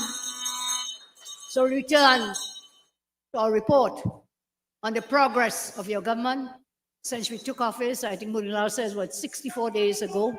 64 days. They seem like 64 long years, but it has gone so fast. And I want to tell you again, this gathering will not be a one-off event. It was the first in a series of Monday night reports that we will continue across the country, because I've always believed that the rank and file members of our party are the heart and soul of our very livelihood, of our very movement. And a people's government, a true people's government, must always stay connected to its citizens. We will continue to walk with you. We will continue to talk with you. We will continue to work alongside you, because we must never forget where we came from and who put us into office. We must never ever forget. My friends, I say, we stand here. We stand here tonight as a party that has struggled and labored for 10 years. We stand here united as a people with boundless faith in our destiny. There is no progress without sacrifice. There is no progress without determination. And there is no progress unless people feel a positive impact in their lives and in their pockets. That's where the impact will be in your livelihoods, in your lives, and pocket. Must be in your pocket, and we will make it happen. Progress will take some time. It will require considerable effort. It will involve making tough decisions to level the playing field. But this is what is needed at this time in our history. You don't want the next 5 years to be terror as the past 10 years. And we must put our shoulders to the wheel and never, ever give up. Minister John told us that the enemy is at the gate. The enemy is always at the gate, and we should never let go. We should never let go of that wheel. We must hold on strong. Put our faith in God and walk behind. You want to win. You want to win, I assure you that the wins will be worth the sacrifice. The wins will be worth the sacrifice. These years ahead are a journey towards a dream that is Trinidad and Tobago. This dream is our opportunity to recalibrate our society, our systems, to recalibrate our nation. And so I want to tell you how we've begun some of that recalibration. We have to recalibrate our society so there's a fair system of taxation. Overtaxation of our population must stop. And the only way to achieve this is to recalibrate the Board of Inland Revenue to enable taxation across the board fairly. And we must have the taxation because that's where we get some of the money to run the country, deliver goods and services. So I tell you again, we are recalibration. Let me tell you what has been happening. We had to scrap that TTRA. That was a win. We promised you we would scrap the TTRA. That was a win, and we did it. And we did it in a climate in the other house where you had independent persons voting against scrapping the TTRA. A revenue authority was set up by Mr. Imbert and the PNM that would not have been fair to the people of our land. They starved the BIR to put in their child, to put in their thought that they would be able to control the BIR, but not BIR now, the TTRA, trying to be a revenue authority to control it. We are working to modernize the BIR into a digitally powered, service-oriented, and accountable institution which enhances voluntary tax compliance, strengthen revenue collection, supporting the socio-economic development of Trinidad and Tobago. Let me tell you something, when we got into office, if you listen to each of our ministers, MPs, who have gone out into the country, every single thing was in shambles. The BR is no different. When your ministers tell you, you go to a courthouse, it's in shambles. You go to a school, it is in shambles. You go to a health center, it is in shambles. And not just buildings, the infrastructure, the roads, the bridges, everything in shambles. In shambles. We have a great job to do. We will not shirk that job. I give you my assurance. As I told you, anyone who fails to perform, retribution will be swift. And my MPs and ministers know, and they are working really, really, really hard. So everything was in shambles. The Board of Indian Revenue has, yes, MPs and senators, yes. And local government too. Agree. When UNC wins, everybody wins. So let's talk about this BR. The staff at the BR, I heard Minister Education speaking, Health speaking earlier about what's happening in those health centers, what's happening in the schools, teachers, staffing, blah, blah, blah. BIR, they only have 36% of their staff. There are 1,050 positions in the BIR. Do you know how many are filled? Do you know how many? 375 are filled. So there are 675 vacant positions in the BIR.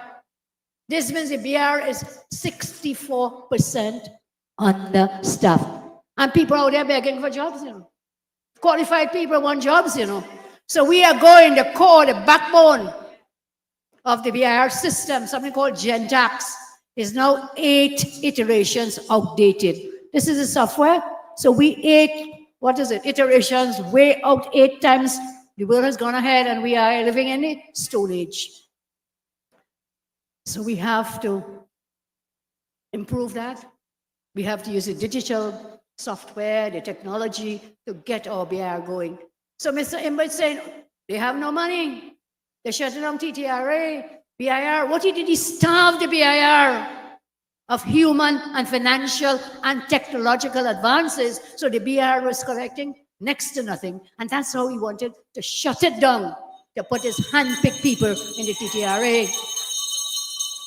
Tonight, I tell you, formal instructions have been given, and procurement will commence for a full GenTax system upgrade of that system.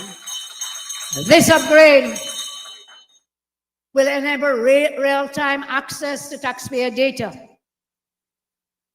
predictive analytics, e-auditing, and automation of return processing.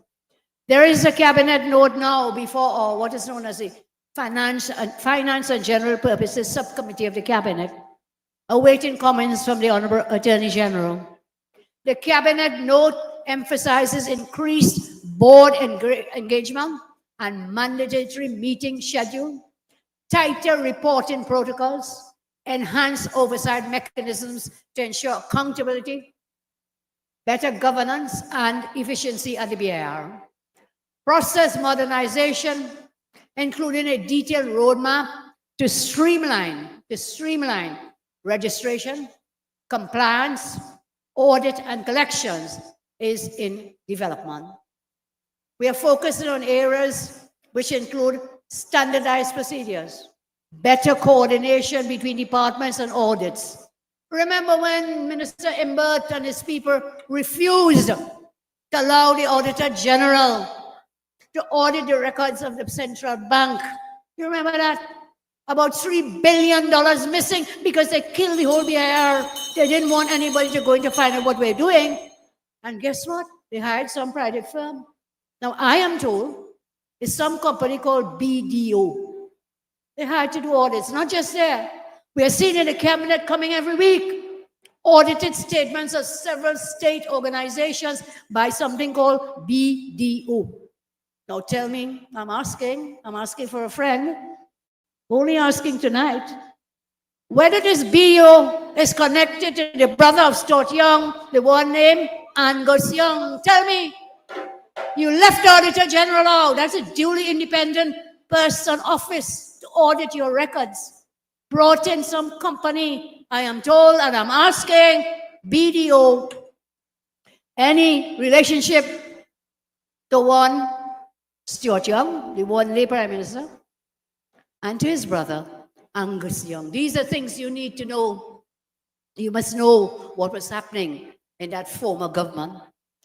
So we'll have structured audits. We can improve compliance. We can have revenue collection and increase our revenue collection up to $10 billion. Remember they say, where Kamala getting this money? Making all them promises, where we getting it? This is one place where we will get that money legally to help you get jobs, to fix our schools, to fix our hospitals. This is one way. We will have reduced tax leakages. We'll have enhanced voluntary compliance and improve fiscal space. So I have a document here which we'll put out, which is some of our plans to modernize and recalibrate the Board of Inland Revenue. Let's talk about crime. So one is money. No money, what, Philip? No money, no love. We need the money to run the country. This is one way. But we also have to deal with the crime in our country. So what have we been doing in these past 2 months, apart from many other things? We have to recalibrate legislation to enhance the rights of law-abiding citizens. Criminals' rights must never, never, ever supersede, be above those of law-abiding people in our country. Never, ever, never, ever. Further, to my instructions to the Honorable Attorney General, the Law Reform Commission has prepared a policy paper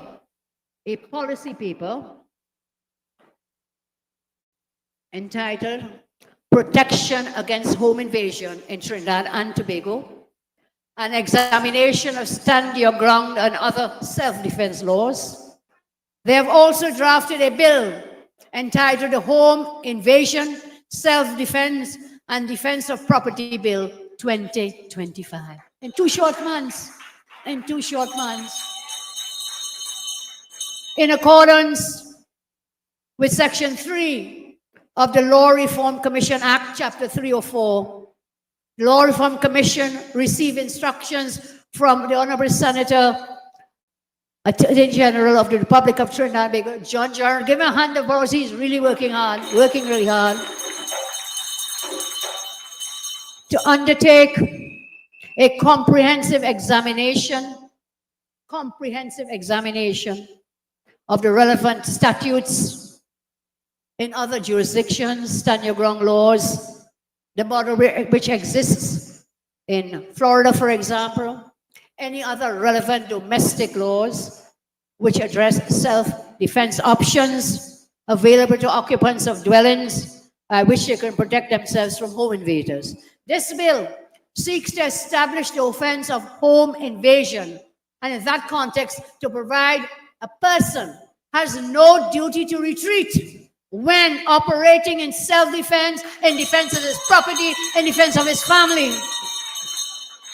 This bill will provide that a person may use defensive force, including deadly force, to protect himself, his property, and his family members.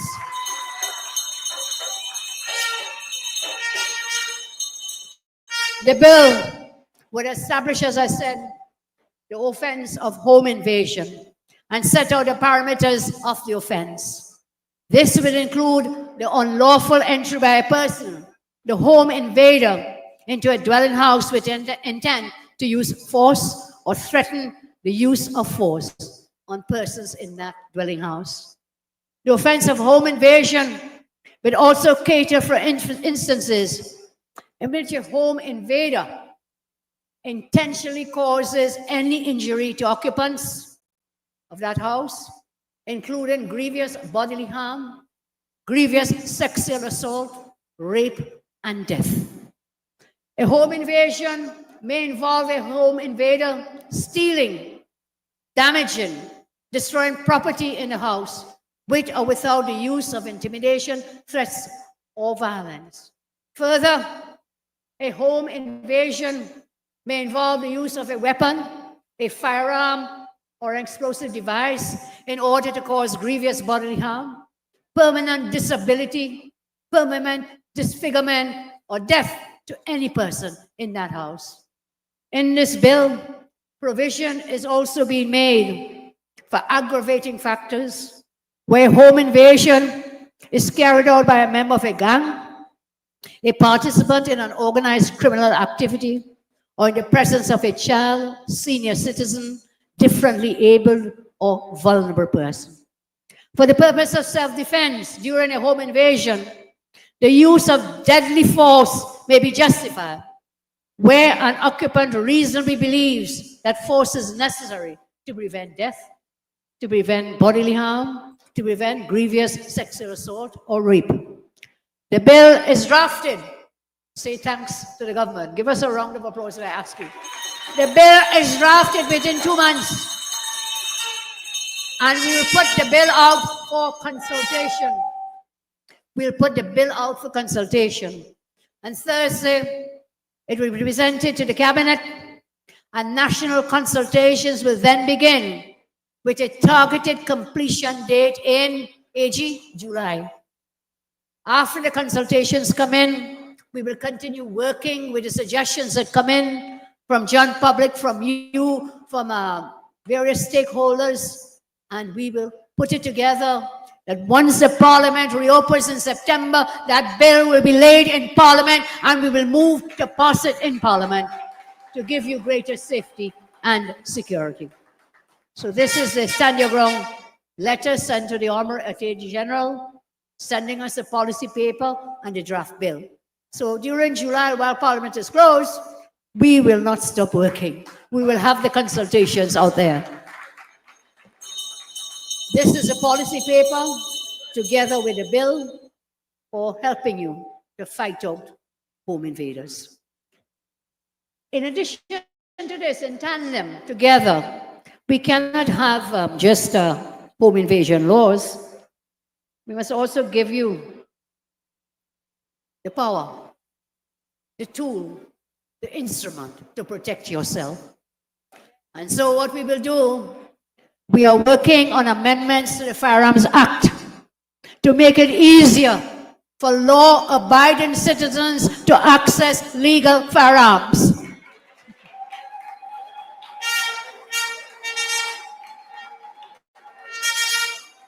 So then you can legally rock it back, empty the clip, legally, to defend yourself, to defend your family, to defend your home, your property, and your loved ones. As soon as we get the stand your ground law into place, we will deal with the Firearms Act, or we may do it AG together. We could do it simultaneously, working on both together. We believe that once a law-abiding citizen has the necessary documentation in order, that citizen should be allowed to obtain a firearm permit. Too many times, citizens have all the documentation to qualify and are refused a firearm because of the opinion or irrationality of some arbitrary police officer. We remove the arbitrariness from the process, and we bring that legislation so you can defend yourself as law-abiding citizens. About pepper spray. How long have we been hearing about pepper spray? The government will collaborate with the Commissioner of Police to simplify and streamline the application process so you can get pepper spray. Where possible, senior officers at your district police stations will be authorized to sign off on pepper spray applications. This will quicken the process and allow the senior officer the flexibility to make real-time decisions. Too long things wait and take too long. Real-time decisions regarding applications where there are imminent threats, particularly in domestic violence cases. So we will work with the TTPS on the pepper spray. We move on. I'm talking about crime and security, but one of the issues we have is our problems with the slow pace of justice in our country, with the judiciary. So you have a case 10 years later, a case still there. So we have to quicken. We have to speed up the justice system because, you know, we always hear the saying, justice denied is justice delayed is justice denied. So we'll work, our Minister of Justice is working with us, our AG and others, and this is my plan, this is our plan. We plan to introduce a chancellor in the judiciary. Now, you may not understand what it means. At the moment, our system has a Chief Justice. But the Chief Justice has to do the administration. The Chief Justice has to deliver judgments and oversee the whole operations. When the way that the country has grown, we have outlived that kind of model because everything is more and more and more, the number of cases being filed. So we have discussed this, Honorable Attorney General, on our instructions, talked to the Law Reform Commission to examine the establishment of a Lord Chancellor of the Judiciary of Trinidad and Tobago. The Law Reform Commission has prepared a research note, and we will be reviewing that in the Cabinet. The Chief Justice will still be in charge of the judiciary, but the Chancellor will oversee the day-to-day logistics and the running of the courts. At the same time, the Chief Justice will focus on managing legal cases and overseeing the judges, magistrates, masters, and other judicial personnel. So, the judiciary is in a difficult place. The Chief Justice has been bogged down in operational duties and daily management activities and is hindered from his core function, and that is of delivering judgments and monitoring judicial appointees. We can fix the operations of the judiciary and have the Chief Justice, give the Chief Justice and the judiciary what they require, fit for purpose human resources. We are currently in the early stage, but we hope to have the legislation drafted by October when the Parliament reopens. And again, we will have nationwide consultations on this major change to our judicial system in the country. We cannot do the same things over and over again and expect to have change, to expect to have prosperity, peace, and development. My friends, we can fix the operations of the judiciary, but they require fit-for-purpose human resource. As I said in the early stages, but we shall be there. According to Philip, we shall fix it. Together, we shall fix it. This is a note from the Law Revision Commission, the policy paper with respect to establishment of a Chancellor, Lord Chancellor of Trinidad and Tobago. I move now to something very near and close and dear to my heart and to all of us in this land. I want to talk about the UWI Debe campus. What a shame, what a tragedy that so many of our young people were denied a chance of university education. Was it because of spite? Was it because of malice and ill will? That because this campus was built by my former government when we were there, a former UNC government, that the PNM refused. If you pass there, you'll see the pictures up on your screen, I hope. We will begin work on this campus shortly. I'm telling you, work. We will engage a consultant who will then provide a scope of work for repairs and completion of the existing campus. First, we had to go in and see what's there. My ministers went, I think it's pictures on your screen, Minister Munilal, Minister Prakash Prasad, and others visited the campus fairly recently. And we have to find out what is good and what is not good and what needs to be fixed. So the first thing, we will hire a consultant to do an assessment of what the scope of works would be. That will be phase one. And I give you this assurance, God willing, that will happen sooner than later in this vacation time, school vacation time. And then we will go to phase two, when the scope of works is identified, to see what exactly now needs to be done. So the consultant will be brought on board in July. We believe repairs can begin in August and can continue thereafter. So Debe campus, I have not forgotten you. I always remembered when I went to Jamaica as a young 18-year-old, I think I was then. And I went to the Mona campus. Anybody here ever visited the Mona campus? Many of you have. Dr. Bolo trained there, other doctors, Dr. Natalie, others. Many of us. And when I landed in Kingston, we had to drive up a lot of mountains and hills to get to the Mona campus. It was nestled in a valley. And it was one of the most beautiful things you could have seen in the middle of the Blue Mountains in Jamaica. And that campus has remained forever etched in my memory as a place of great learning. I loved that place so much. I learned so much there. I spent 14 years of my life, first as a student on the Jamaica campus, Mona, and then as a lecturer on the Mona campus in Jamaica. Great days. To my friends who are now the CARICOM heads in Jamaica, I send you all my best wishes and best greetings. Jamaica is a second home to me. And I wish you success in your deliberations. We have a team there led by Minister Sean Sobers, and I have, and my government has, every confidence in Mr. Sobers. Minister Alexander is also there, and CARICOM Ambassador Dr. Ralph Maraj, permanent secretaries, and others. We have a large delegation there. We wish you all the best in your deliberations. So why talk to you about Mona? My vision was, yes, we have this campus, but many of our students cannot afford coming from Deep Point, 14, La Brea. I know Clyde will agree with me, Case agree with me, coming from Mayaro, coming from Princeton, coming from Pinal, coming from Superior, coming from Central.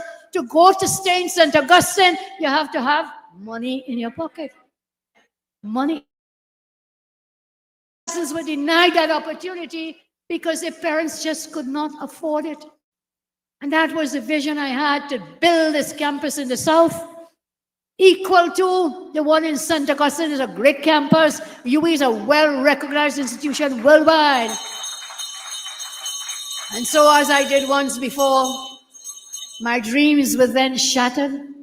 When the campus really, what was it, 85% complete? They just shut it down for 10 years. That we are back. God don't sleep, only wears pajamas. And so we will begin work on that baby campus. And even when you're from North, you can still come down here. We welcome everybody to the South. Michelle, correct? Everybody's welcome down to the South. It doesn't matter where, but you know what that campus will also do? In addition to creating spaces for tertiary education in our own nation, our own country, you know what will bring? Foreign exchange. Could be a state-of-the-art campus. St. Augustine could do it, but they're already crammed to the brim. And so this campus here in South, persons can come for the whole CARICOM. And guess what? Anybody have little house on land and thing? They have to rent. So instead of sending South people to rent in St. Augustine, let's bring CARICOM people to rent in this part of the world. They will have to eat. They'll spend money. We will welcome all regional and international students. And as we develop that campus, my vision again for it is we can bring international students, not just the CARICOM regional, but international. That's what we're talking about. Bring the foreign exchange. We will give you an education. Welcome to Trinidad and Tobago. So my friends, as the time is slipping by, I still have a few more things I want to share with you. I really would like to share with you. Our problem throughout the country now, you know, before this is only South flood. Right? People up in North used to laugh at us. That PNM MP, I don't even want to call his name, used to say, we like what? Alligators from a murky lagoon. Yeah, flooding. So what do we do? Yes, we are doing works, dredging, doing whatever. Let me tell you what is a major part of the flooding problem. Is that our river mouths. You're listening to WZYE 95.9 FM. You are listening to WZYE 95.9 FM, the most influential name in Caribbean radio in the tri-state area. Broadcasting from East Orange, New Jersey, the most influential name in Caribbean radio. WZYE 95.9 FM. We will issue directives for tendering the dredging of the mouths of the major rivers on our coast. Major rivers on our coast. These works will be conducted based on surveys, not by Vike, surveys and data. And we will engage dredging firms to undertake this work. I will tell you, it's a shame that the amount of money spent on drainage and desilting works in our country has yielded little or no relief. The Ministry of Works was run as a family business for the last 10 years. I could call name, but I think some of you know that. Let's leave them alone. Somebody, you know who they are. It was run like a family business. Not for the people of Trinidad and Tobago. That was their private fiefdom, their private business. It's a shame then how much money spent, little relief. And now, I have requested test results for several major road projects for some time now. We have not got them yet, not because of Minister John, who is the minister, but because people are hiding in it. They're hiding on, like cockroaches, you know, in the logs and under the boulders. But we will get it. We will not give up. You must tell us about the testing for the road projects that you did during that first month coming up into the election. Paving everywhere. And I'm asking again, Minister John, let us get it early, because if you've done bad work, we need to know now, because there's a period of time during which they will have to remedy the defects.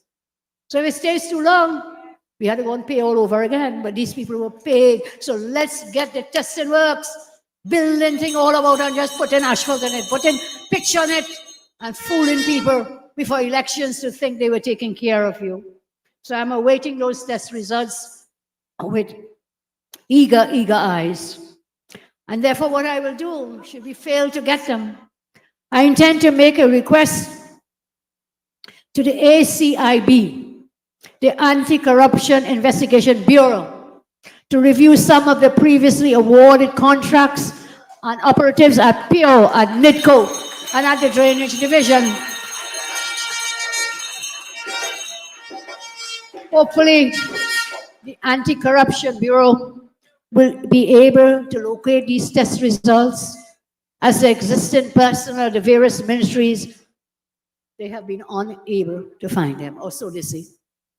I will support Minister John in rooting out the corrupt operatives at that ministry, and they will face the full brunt of the law.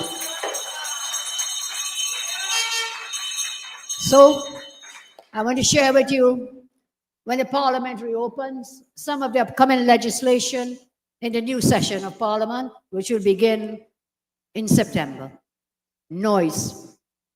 The government intends to review legislation for the granting of bar and party license, where we will enable citizens to hire their own lawyers to represent their interests at the licensing hearings. You see, you can't go, you don't have your own lawyer. Sometimes people pass a little something here, there, and the license are granted. So we'll pass law that if you are being affected, you can hire a lawyer to represent your interests against noise. At the moment, the police represent the public at these hearings. And many times, they do not accurately reflect the opinions of citizens who have objections. And again, let's get our police officers out there to fight crime, real crime, instead of being stuck in a courthouse dealing with permits to host noise. There will also be legislation for a mandatory cutoff time for all public events requiring dancehall license that are not held within an enclosed building, and legislation regarding the use of music trucks and cutoff time for music trucks. Of course, there'll be some exemptions for national festivals, but you can't be there. Sometimes you have elderly people, sick people, and this noise up and down the road, not good for their health or mind. So with that, by legislation. Music trucks have become a scourge. They've become a source of irritation across the country.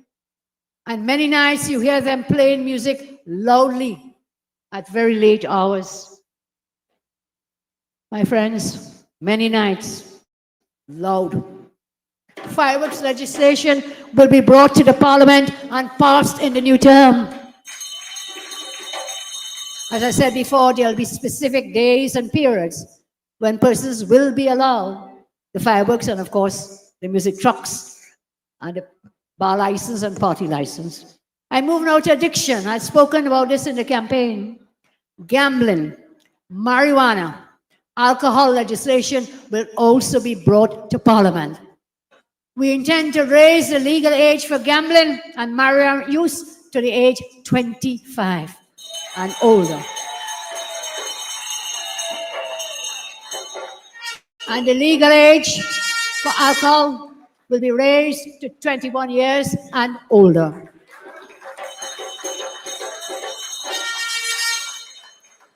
Pension reform. I know it's close to many of us. Many of us. I believe that once a person reaches age 60 and has been contributing to the pension system for decades, they should no longer be taxed on their retirement benefits.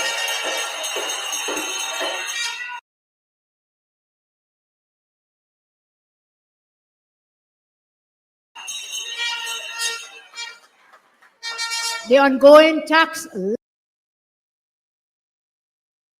lessens the value of a pension, which is meant to support retirees in their later years, and can feel like double taxation. So you're paying it for your whole life while you're working, you get a retirement benefit, and they want to tax you on top of that. Paying taxes both in your working years and your retirement years. We will look at that law. These taxes strain the finances of seniors, especially those living on fixed, limited incomes, and can be a significant source of frustration. My government will review and amend the tax laws regarding pensions to reflect fairness and recognition of lifelong contributions made by persons. Exempting pension incomes from taxes after age 60 is a fair policy adjustment. And that will acknowledge the service and sacrifices of so many persons, retirees, and what will also do? Strengthen social support to retirees. I see Mr. McIntyre here. I'm sure you'll be very happy with this. You've served our country with distinction for so well, and now a retiree, as so many others. We will ensure that those of you who have contributed so much that you are not unduly burdened in your golden years. My government and yours intends to correct this injustice to our senior citizens. As we move along, let me tell you some of the things that are coming before us during this time. Everywhere you remember, the UNC has had pre-budget consultations. This year, we'll have those, and we'll do them a bit earlier, because our Minister of Finance and our Minister of Planning, we have to prepare our budget for September, October. So we'll do the consultations a bit earlier. All budget consultations, every constituency will begin shortly, and they are to be completed by the end of this month of July. Take note, MPs and senators, in constituencies where we do not have an MP, I will ask our senators to assist us in ensuring that we have budget consultations in every constituency. In Tobago, we have our 2 Tobago MPs who are working with us. Also, they will not be left behind. So this month of July, I ask you to dedicate to pre-budget consultations. We just did a midterm review with the budget, but that was not really our budget. We tried to slip some things in, like extending the hours for the police stations, for the health centers, giving some monies for the school repair program, some things that we tried to put in. But the first real budget of your new government will be the one that will come in the next session, September, October. So I want your input. I want you all to attend these budget consultations. We've posted up on the UNC groups and platforms, and please attend. And when we do them, we don't need experts. We don't need to bring some big finance man, finance lady. I want to hear from you. You are the experts. You tell us what you want, how we can achieve it. We have done budget consultations in the past, and sometimes Our members get very excited and they don't want to invite big boys and big girls and ladies and men. I want to hear from you.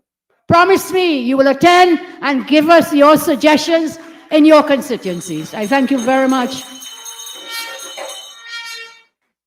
After each of these consultations, each constituency, each MP, each senator will have to support a report to the Prime Minister for us to analyze them and determine possible implementation of your recommendations.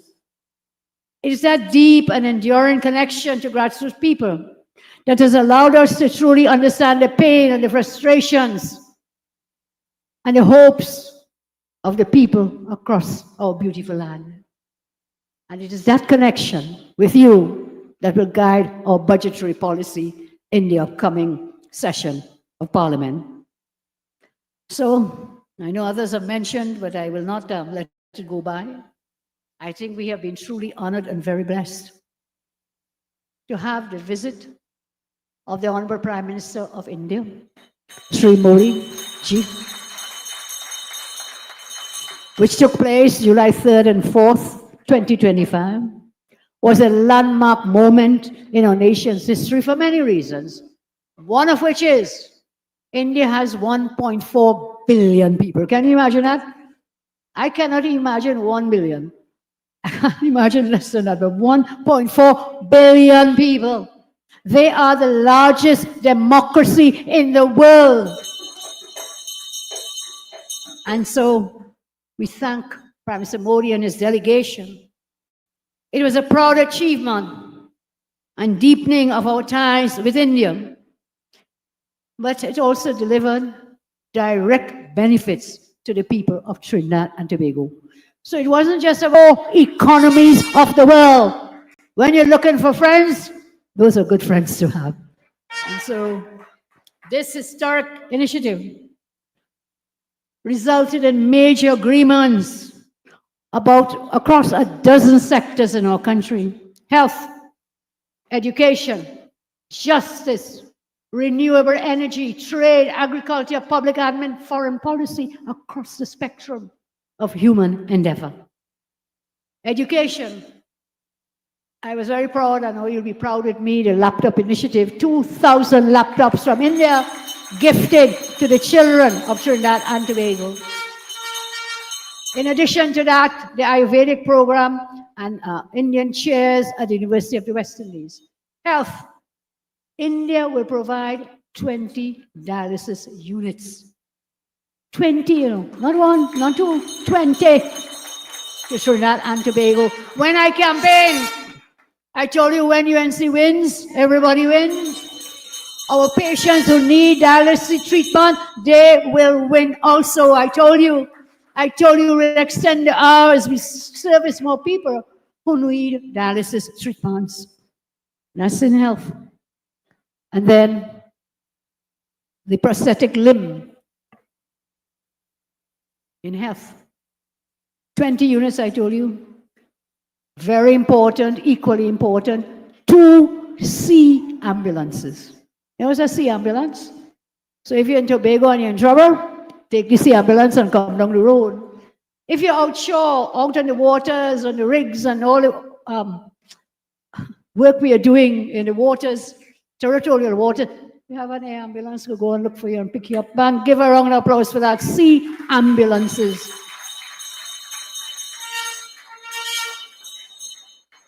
We will have a new partnership to improve access to affordable medication. We signed an MOU with respect to pharmaceuticals coming from India. So we will get cheaper, really good medication coming out. Justice. India is committed to supporting the construction of a regional forensic science center and training our professionals in forensic science. This is very important for our fight against crime, exceedingly important. Renewable energy. TNT will join the Global Biofuel Alliance and a solar rooftop system, I am told, will be installed. I think it's the Ministry of Foreign and CARICOM Affairs, so with a new energy thrust. In culture and sport, agreements to promote steel pan in India. 1.4 billion people, boy, we just get them to buy 100,000 steel pan from us. Can you imagine? Can you imagine? You have to think far, you know. You have to be visionary, but we can make it happen. Steel pan in India, expanded cultural exchanges, training for young women cricketers. And for those of you of the Hindu faith, they've agreed to take young persons to be trained as pundits in India as well. So training for our security forces is also part of it. Local government. India will fund quick impact projects to upgrade roads, community centers, sanitation infrastructure.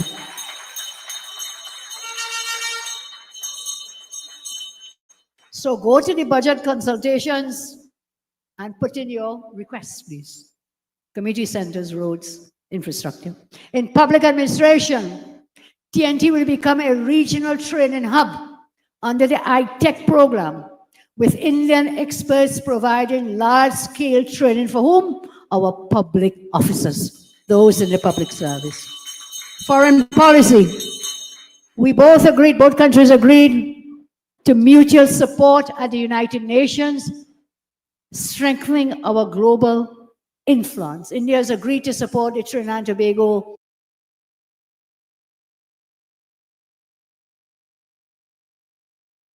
nominee for one of these positions in Paris at 2026, 27, and we will support one of their nationals in 27, 28. So one hand doesn't clap, two hands can always clap. So we will partner at the United Nations to get more done for all of us. These agreements will touch the lives of students. Everybody wins, students. It will touch the lives of patients. Everybody wins. It will touch the lives of public servants. It will touch the lives of athletes. It will touch the lives of every single community and mark the beginning of a new era of strategic cooperation, grounded in shared values and a common vision for our futures. This diplomacy with results, this is leadership that delivers. When UNC wins, UNC delivers. When we come into office, these were the outcomes of the Modi visit. Maybe they put it up on the screen. It is a lot of good things coming our way. When we came into office, we promised action, not excuse. And in just 2 short months, we have begun to deliver. My colleagues have mentioned some of it, but nothing is wrong. There is no harm in repeating the wins of your UNC government. Amongst our early accomplishments, expanded Children's Life Fund, repeal of the TT Revenue Authority. We installed a new Commissioner of Police. In the past years, those Commissioner of Police were good men, but they would have won Oscar nominations. Because guess why? Acting, acting, acting. We now have a substantive Commissioner of Police, and we congratulate him and look forward to working with the TTPS. You remember at the post-cabinet meeting, I ripped up the WASA document that was going to send thousands of people on the red line away from jobs. So we rescinded the cabinet decision of the PNM cabinet, and thereby, in that way, we saved jobs. We also prevented increased water rates. Remember that? We initiated reviews on pension delays, judicial backlogs, PBR pass distribution, building renters, every man, woman, child, and then had a special PBR pass. So we have Minister Eli really taking that head on. But we are not stopping. We gave Saddam and his ministry amnesties for companies that were struck off to give them a little time, breathing space, to file their documents in the company's registry. We are not stopping there. As we continue, we advance the crime-fighting laws. I mentioned before the Stand Your Ground and home invasion. We are awaiting the final order from the Office of the Attorney General for scrapping the demerits points system. That should happen within a week or so. Minister Dowla told you that over 248 schools, as a minister, for the schools for vacation repairs in this vacation. We have scheduled these during the July-August. We are reviewing the opening of Petrotrin refinery, and we are pursuing renewable energy projects. I have tasked the Minister of Energy to bring that note to Cabinet this Thursday for approval, to establish the committee to review the reopening of that Petrotrin refinery. We are strengthening international energy partnerships through high-level delegations on contract renegotiations. We are tackling foreign exchange issues with leakage and forex cartel investigation. We have absorbed, through our Minister National of Homeland Security, Minister Alexander, 280 auxiliary fire officers, recognizing their long overdue contribution. We are launching major infrastructure works, including desilting of 250 kilometers of channels. As I mentioned before, we are back to the DB campus to get that going. And when we present the national budget later this year, we'll go even further, unlocking the resources we need to deliver the major transforming projects that people deserve, that you deserve. I cannot let something pass me by, so you forgive me if I make just a small reference. My Attorney General told me it's okay, I can talk about the Law Association. So let me talk about it. The Law Association, which is often criticized for being silent, has suddenly found its voice to express concern over what it thinks is an attack on the independence and integrity of the independent bench in the Senate. Where were they when a Prime Minister went to President and put out the merit list? Where was your voice? And let me tell you, our Constitution has nothing as an independent senator. Our Constitution says you have the party senators, so we have the UNC in Parliament, you'll have senators appointed by the UNC. You have the PNM, senators appointed by them. Where did it get this word independent senator? The Constitution speaks about senators appointed by whom? The President. So they are the President's senators. Don't get fooled up and chained up with this talk, you know. This is the same body remained silent for the last 10 years when the PNM destroyed the sacred core of democratic principles, democratic institutions, and destroyed the rule of law. The fact is that the PNM eat a food, Dunn's lawyers cannot even file a case, had to file it and strike it out straight away. Hey, the UNC has great lawyers, give them a round of applause.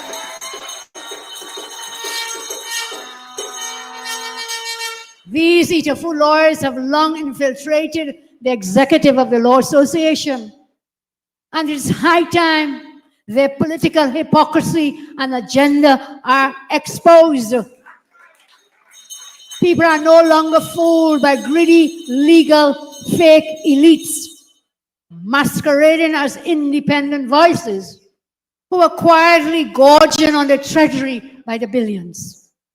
One wonders how the Council of the Law Association found time to issue such a press release when there are so many other useful things they could have placed for public discussion connected to the matters that they should be interested in.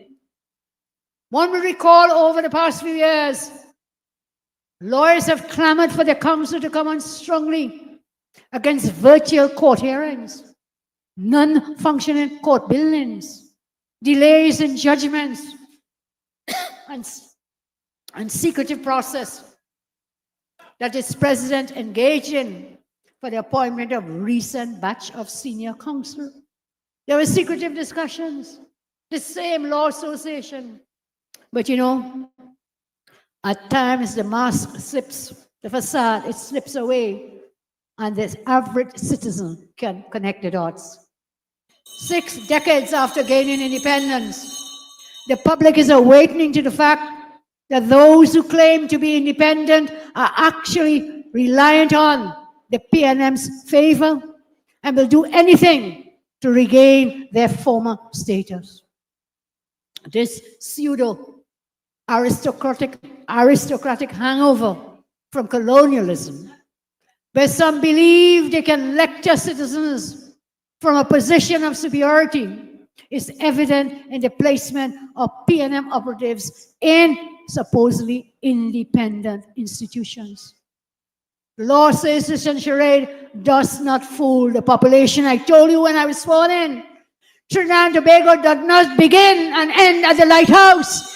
Trinidad and Tobago extends across our beautiful land, our nation.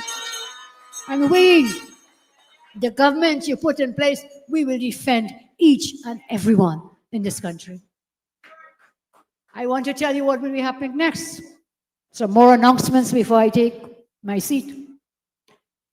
The natives of our great party will soon meet to decide on the date for the internal election of its political leader. I intend to contest again for the position of political leader.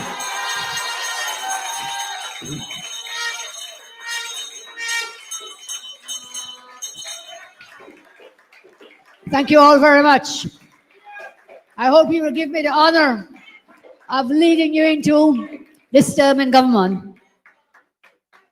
I'll take you there, and together we'll get things done.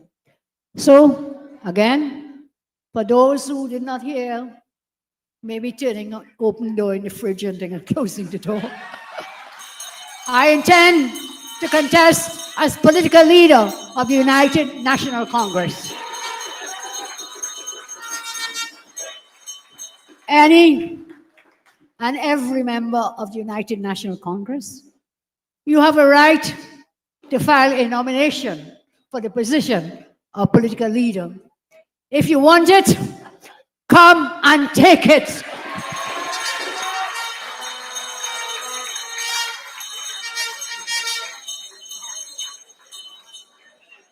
We have been in the process of appointing state boards slowly but surely.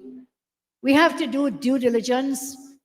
We have all received many people, but we have to do due diligence on persons, which takes time, because we're going to put people to run state boards, state enterprises, very important part of governance in our country.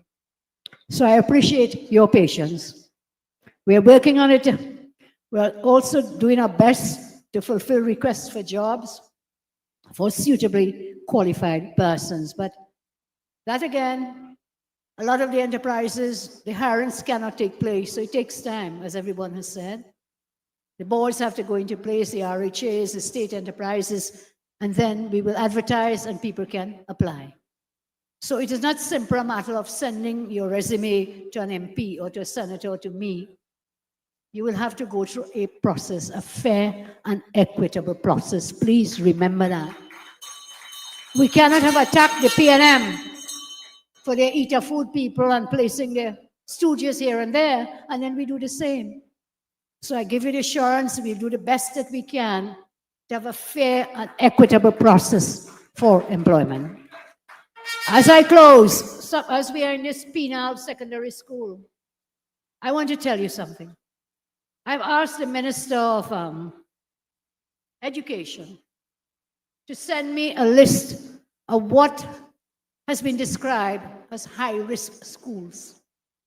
I promised you in the campaign that we will send police officers facing this, taking the high-risk schools first. The Minister of Education has sent me a listing of those schools using various criteria from the Minister of Education to determine what is to be described as a high-risk school, using the number of suspensions, using the number of injuries, and so on. So there is a scientific way. You don't just watch a school and call it high risk. There is scientific criteria and data to help us determine. I got that list from the Honorable Minister, and I intend to action my promise by sharing it with the TTPS, so when the school term begins, your children will have the protection of the police officers in those schools. Can I announce that on the list sent by the minister, this penal secondary is one of those schools? If the minister didn't tell me the data, I may not have believed it. So we are not targeting schools. We are not targeting children. The Minister of Education, the former one, went on some show and talking about PNM children, which PNM children. In my land, there are no PNM, UNC, any kind of children. They're only children. Only children in my heart, and we will do everything we can to protect them and take care of them. As I conclude, I say, we have begun a journey of restoration, of rebuilding our institutions, renewing our economy, restoring hope to every corner of our nation. The road ahead, my friends, will not be without challenges, but we will face them together with courage, with conviction, and with compassion. 3 years ahead are a journey towards a dream that is Trinidad and Tobago. This dream is our opportunity to reimagine what is possible for our society and redefine our place within it. Our UNC victory has brought hope back to our citizens. And it's upon those hopes and dreams and determination that we will rebuild our society after 10 years of recklessness, arrogance on the part of the last government. We have made it clear that we will not bow to that oppressive style of governance. We are pressing on to the mark of the higher calling, to progress, to prosperity, and to a place where we all win, where all will progress, where we all feel safer, where we all feel more confident to pursue our goals, our dreams, and our ambitions. The days of our nation are still ahead of us. The best days of our nation, they are still ahead of us. And together, we will rise. Together, we will rise. Together, we will rise to meet them. I tell you again, I thank you. God bless you. And always, always remember, you have had leaders before me. You will have leaders after me. But. You will never, ever have a leader who loves you as much as I do. May God bless you. May God bless the UNC. And may God bless our beloved nation. I thank you very much. Get home safe. When UNC win, everybody wins. Everybody's a winner. When UNC win, Trinidad wins. For UNC, everybody wins. Everybody wins. Put your X next to the rising sun. Tell a neighbor, tell a friend, now is the time to rise and shine.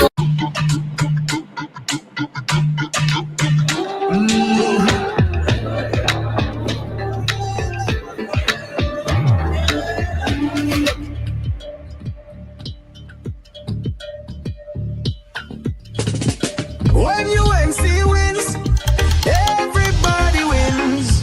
When UNC wins, Trinidad wins. Everybody wins. Everybody wins.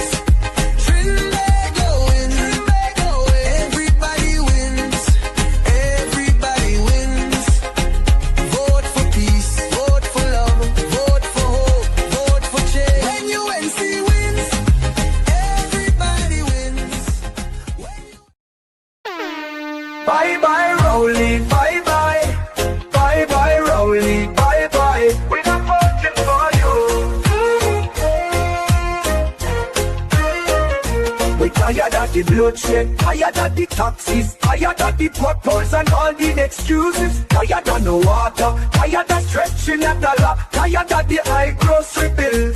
No left foot, right foot, again.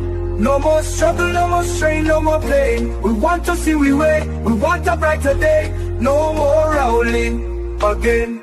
Bye bye Rowley, bye bye.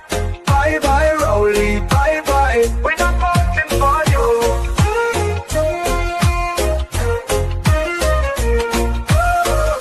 We're tired of the bloodshed, tired of the taxes, tired of the potholes and all the excuses, tired of no water, tired of stretching a dollar, tired of the high grocery bills. No left foot, right foot, again.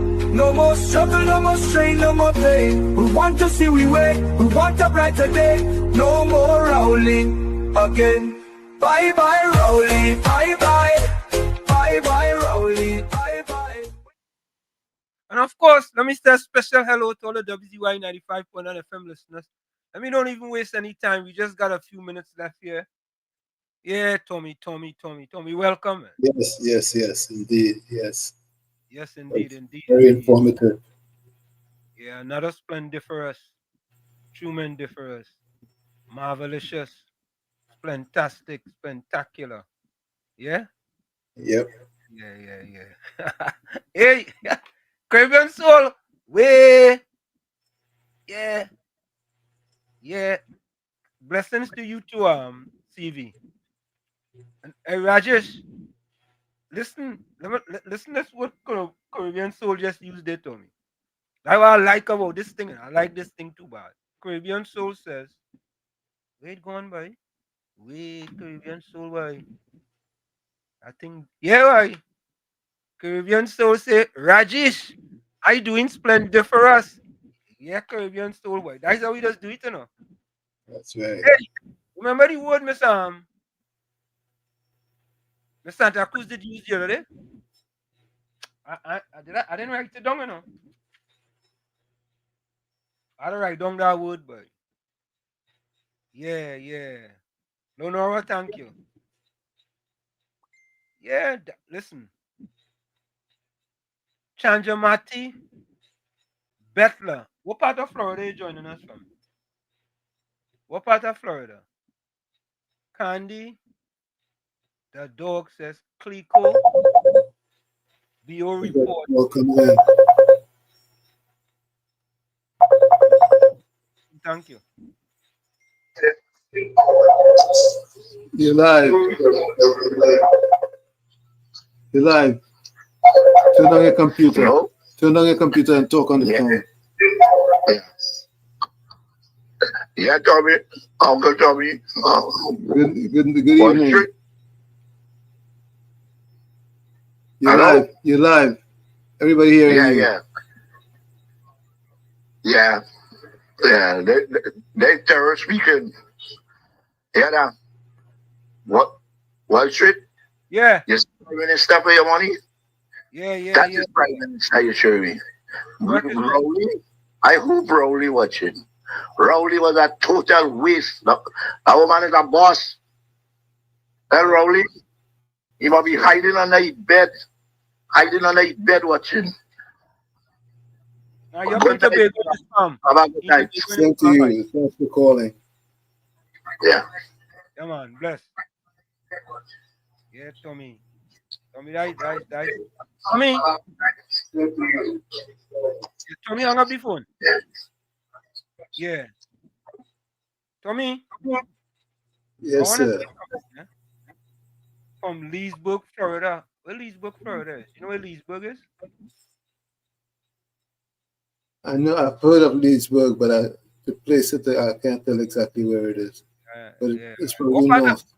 What part of where that is in? Fort Lauderdale or has to be north. Where that is? Has to be North Florida. Tommy, I have to say this, You know, the more I listen to the opposition leader, right, the more it convinces me how weak she is. You know the audacity of that woman to talk about the government wicked? The audacity of her to talk about the government wicked. Right? And I saying to myself, Penelope Week Beckles, what planet you living on? Where were you for the last 10 years, Tommy? Was she in Trinidad or was she somewhere else? She one thing for sure, she had no voice. Yeah? She must be really didn't have no voice in truth. Because I didn't. Let me see something. Yeah. So, folks, I want to play this for you all. So, in the meanwhile, folks, you know, since we're in a very short leash tonight, put your closing comments in the chat and send your closing voice notes. Yeah, Defender, welcome. Defender. Defender, you inside? Yeah, man. Worship. Yeah. I wanna make a confession tonight. What is that? And I also want a round of applause to the Prime Minister. Worship. Yeah. Listening to every time I listen to the Honorable Kamala Prasad sister, I make a confession tonight. I just ask myself what I was following when I used to follow the PNM. You know, Defender, I want to say the same. You know, I just ask myself that in my quiet moments, in my man cave in my house. Worship, I come out tonight and I'm making a confession, bro. You in a quiet moment, I come out real tonight. No, but when I sit down, I was really following. You know, the PNM worship. Boy, listen, when I sit down in my man cave by myself with my Moby or my sorrow, I just ask myself, boy, you know, boy, what it is made you, and I want to blame Chumaka, because I believe so too. I believe in Nova had me so. Yeah, no, Chumaka, because for the 18 years I lived in Trinidad, my surrounding was Chumaka, and regardless, my mother was at PNM, everybody was PNM. You understand? So we just thought PNM was the best. And growing up, I didn't, until I started to understand and started homework, realize that PNM is the worst. Chief, I confess it tonight. I really something is wrong with me. What should I remember that time? Let me get a quick story for you. Serious real life story. What should that time in my life was at my lowest point? Not the lowest point. Lowest point. I remember I was listening 919 religiously. Yeah. I can tell you everybody who coming on. Yeah. Well, shit. Aisha Wells made a call a day to come to the parliament for the UNC when you run off bill. Yeah. Well, shit, I barely have money to reach in town. You make it. I find myself. You make it. Come by the parliament to the Wall Street. You make it. Well, should I reach up by the parliament, my belly griping. Bye. Wow. Well, she gonna give the honorable Prime Minister a round of applause, please. Thank you very much. Enjoy the night. Uncle Tommy, I watch you. Yeah, man. Bless. Yeah, we have to do it. You. You know?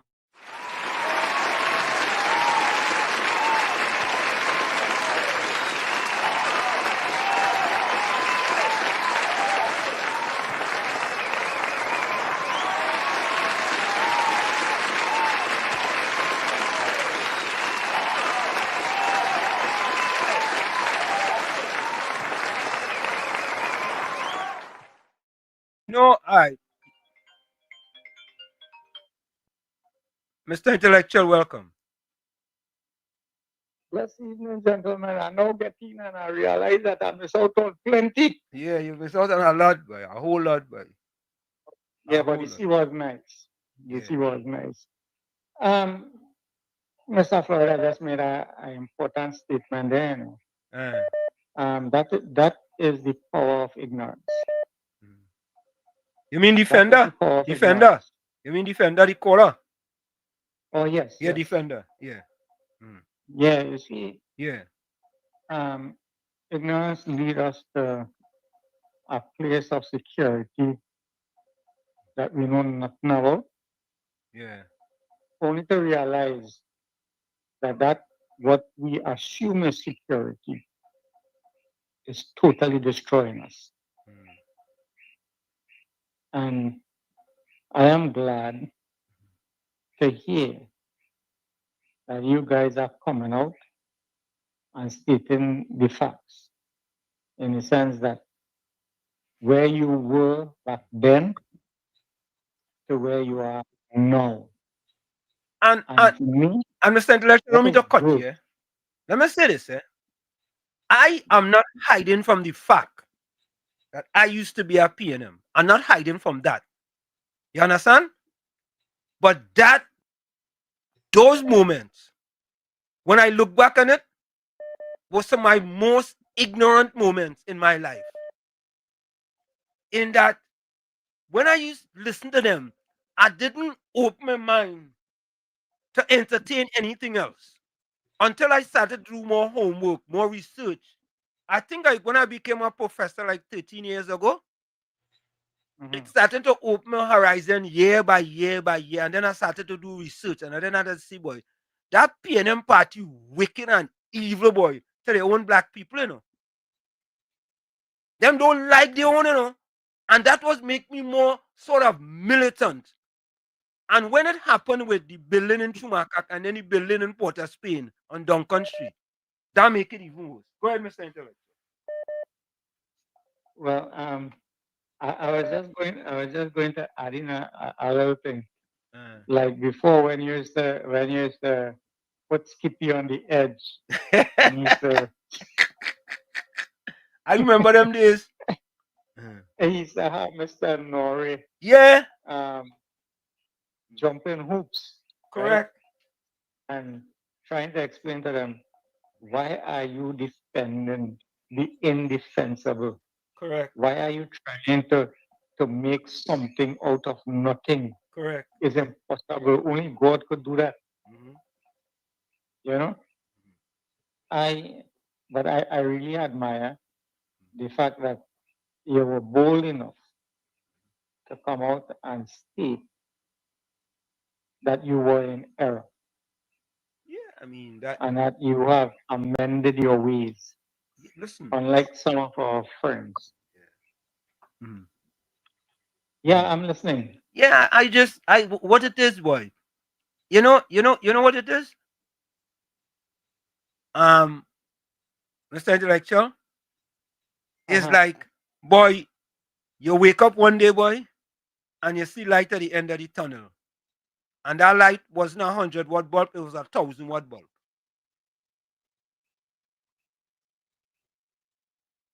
Everything seemed to be strange, right? You wasn't seeing clearly. Everything looked different. Yeah. It's like coming out of the cinema, you know. Correct, yeah. You're watching a movie and this place is dark. Yeah. When you come outside and the light hit your eye, you have to readjust, you have to blink, you have to wink.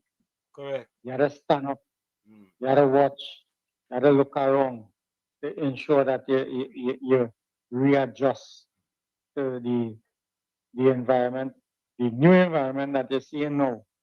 Because remember all the time you was in darkness. Right? Yeah. And when you start to see things now, and you're living the moments in the cinema where you're seeing things differently outside. Because why? You're in the light. A lot of people still in the cinema.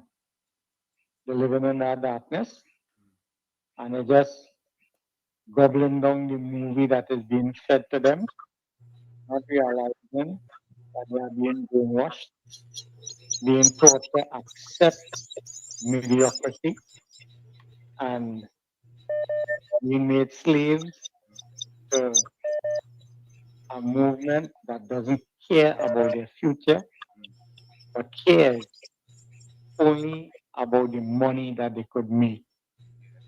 And not for them, not for the people, but for themselves. Let me take this next call here, Mr. Intellectual. Yeah, Yeah, I was not going to tell you. Let me close off here and say, blessed evening, gentlemen. Thank It you. was really a pleasure hearing you guys come out and state what you were saying. Thank you very Blessed much. evening. Thank you. Thank Ram you. Drive, thanks. Call back. Yeah, Tommy, Yeah, well, growing up in Chumaka. Yeah, Mr. Florida. Go ahead, Mr. Florida. Good night, Mr. Answer. Good night, Mr. Tommy. Good night, all the callers, all the text, everybody on the live. Happy to see everybody on this Monday. Be safe until tomorrow. Mr. Ansem, what about the box on your bed? You have a little jar with a piece of Balize still be looking at. No, nobody's there. You're mad. And I don't know you listen to BJ Thomas. Rain drops keep falling on my head. Everything. Florida, where are you? Who, Dolly? All right, Mr. Florida, where are you? Mr. Florida, that thing just gone just so. I don't know voice notes there. Ram Narayan, what you saying? Good night. Good night. Professor Wall Street and Uncle Tommy. Good night. Same to you. Good night to you. How a stateswoman, the stock, that's a real stateswoman. And Ram Narayan, some of the same thing she said before the election is some of the same thing she said after the election. That's right. You understand? See that? I was, yeah. You're breaking up. Yeah. Yeah. So, once and Beckles can't talk like she. Once and Beckles only causing problem confusion. She want to be in government next 5 years. I see Colpot and the boys them dancing in Porterfield on the street. Waste of time. Once at a waste of time. Waste of time. These people is a waste of time. Oh, they have to. I don't know, boy. I don't know. These people making themselves a fool. Yep. They have to get. I'm seeing it. That PNM has seen power for the next 25 years. You think it easy? PNM might come out over the face of the earth. So, because she's too weak, she can't talk. Yeah, she weak. She weak. Harrison have control over she. And she realized that. She weak. You see? Very weak, very weak.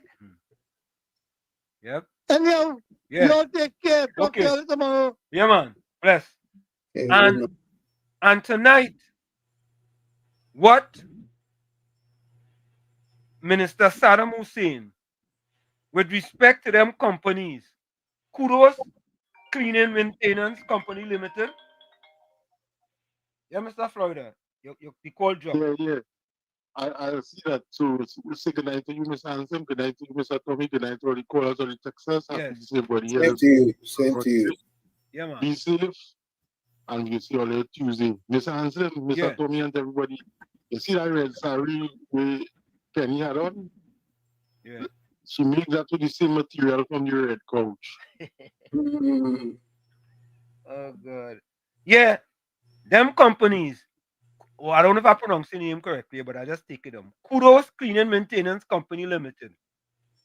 Somebody from the San Fernando City Corporation. Peter, I think it's Michael Lakis from Arian Marketing and Contraction. Tommy, them have contract, CPF contract, from October 2022 to October 2029. Wait, what? Marisho Maintenance Limited, Jamila Marisho. The 31st of March 2023 to March 30th, 2029. And her company was struck out from the register on January 9th, 2025. Can you imagine that? She used to be a counselor.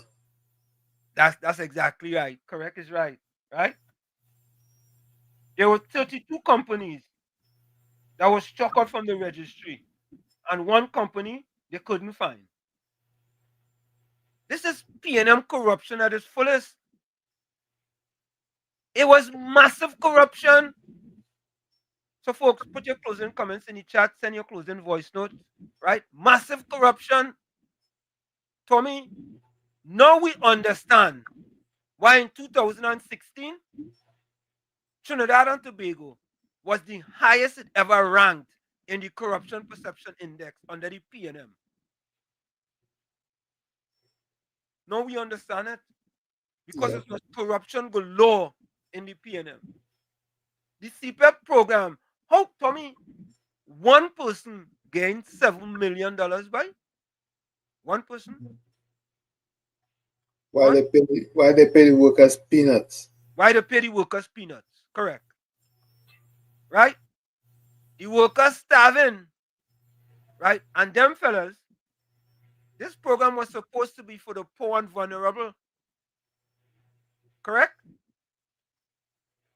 In order to uplift them. But it seemed like the P&M interest was to keep them in the sub-basement, right? So they could continue to vote for them. I'm saying CPEP was a P&M voters bank. That's what it was. That's all it was. Yeah. It was a P&M voter bank. Yeah. And the P&M will put the money in the CPEP bank for the contractor. And the workers get next to nothing. And them have to go and vote for the P&M. I am so happy that finally this program is going to be restructured. Now listen to this. This is not like Petrogen, where they get rid of it and they close it down, and then all of a sudden they tell me it's restructured, right? This is the CPEP is being restructured so it could run right? And we don't waste the money with putting monies in people's pockets who don't really need it. Yeah? And P&M citizens, as Foster Goin says, these are all P&M citizens, right? This is not supposed to be for P&M citizens. This is supposed to be for citizens of Trinidad and Tobago. Folks, we're going to take that quick break, and when we come back, we're going to wrap up. I know we're kind of short tonight, but, we had was to listen to the Monday night report, an excellent report by Prime Minister Kamla Persad-Bissessar. And, tomorrow we get into all the details, you know what I mean? We get into the editorials, we get into everything. Stick and stay, we'll be right back. You're listening to WZYE 95.9 FM. You are listening to WZYE 95.9 FM, the most influential name in Caribbean radio in the tri-state area. Broadcasting from East Orange, New Jersey, the most influential name in Caribbean radio, WZYE 95.9 FM. We are back with you. It's In the Village with Uncle Tommy, Professor Walsheet, and you on WZYE 95.9 FM. We come to you every Monday, Tuesday, and Thursday from 7 to 10 p.m. That's every Monday, Tuesday, and Thursday from 7 to 10 p.m. And Tommy, I am happy that this program, Caribbean Soul 2029. So whatever contract, Tommy, you imagine, Tommy, it's like you have a basketball contract. CPEP is now like sports. You sign a contract in 2023 to 2029. It's like in sports, you have a basketball contract, it's a 4-year contract or a 5-year contract. CPEP signed 6-year contracts. What is this? So, folks, they had to fix it. And they will fix it. Yeah, it's about time they fix it. Yeah? So, people don't have to worry. And in addition to that, Tommy, the people getting paid for July, Yep. It's not like if they're not being paid, they're being paid. And they will fix it in the meanwhile. Yeah? Yep. Yeah, contractor is their bank. They give the contractor the big money at midnight. The ministers go collect their shit. Yeah. So, folks, let me give you all my closing comments. Put your closing quotes in the chat. Send your closing voice note. Here's my closing comment. Good morning, Lord. Today is Monday, Father, July 7th. And even before the light touches the horizon and announces the new day, my heart is already bowed in search of you. With my soul surrendered and the eyes of faith lifted high, I kneel in spirit before your presence and declare with all that I am, Lord, I need you, now more than ever. Father, I don't know what awaits me this week, but I know in whom I have trusted.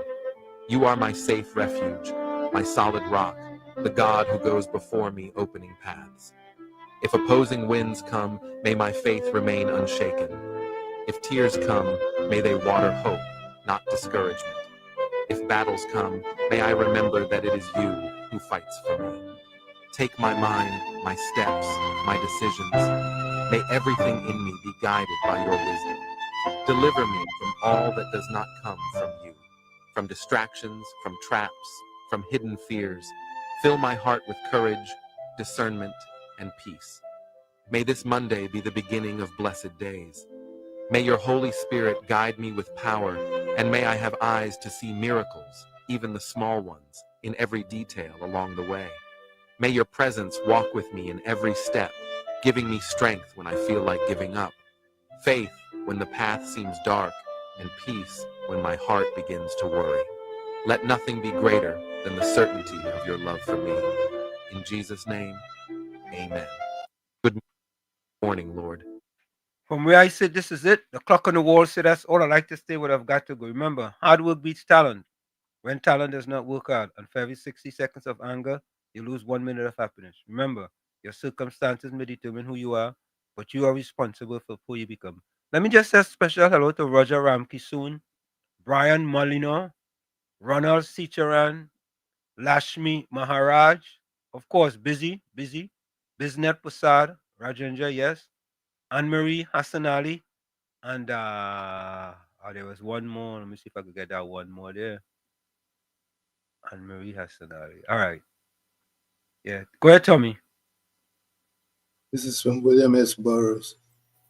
Your mind will answer most questions if you learn to relax and wait for the answer. Again, your mind will answer most questions if you learn to relax and wait for the answer. Never look down on a man unless you're giving him a hand up. You're the man in the mirror. You have to become that change you want to see. However, if you look in that mirror and don't like what you see, you cannot blame the mirror. Love you all. Be safe. We'll see each other tomorrow, God willing. Stay cool. Stay calm. Thank you, Tommy. Good night. Good night. Thank you. Thank you.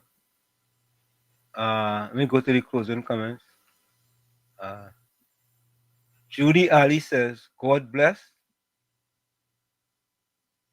Vindra says, good night, Hanif. Susan Lalchan says, good night to all the beautiful people. Love, love, love. Hanif says, God bless you all. Keep you safe until we meet again tomorrow. God, tomorrow, please, God. Monica Ramkisoon says, look to the hills from whence come my help. Help comes from the Lord who made the heavens and the earth. Psalm 121. Caribbean Soul says, sometimes when you're in the dark place, you believe you have been buried, but actually you are planted. Yeah, Caribbean Soul. Yeah, yeah. I love these quotes too. I don't know. That's why we do this here, folks. Right? On a very nice positive note. Mr. Intellectual said disrespect does not come from words, but from the intent of it. What Mr. Maloney did yesterday was totally disrespectful. Okay. Suzanne Lalchan says, life and death is in the power of our tongue. Continue to declare UNC forever, PNM never again. John Osuno says, shalom. Silver bracelet and blue lights coming soon. What you gonna do when they come for you? PNM corruption. Gordon Joseph says, my closing words, it's not a bad thing to ask people what they want and then take it from there instead of trying to give them what you think. Good night, good needles, and don't forget to talk to God. talk to God. Okay. All right, folks. Thank you very kindly. We see you guys tomorrow. Same WZYE time, same WZYE channel. We are out of here.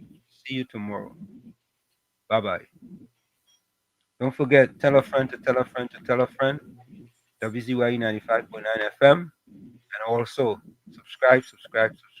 Bye-bye. When UNC wins, everybody wins.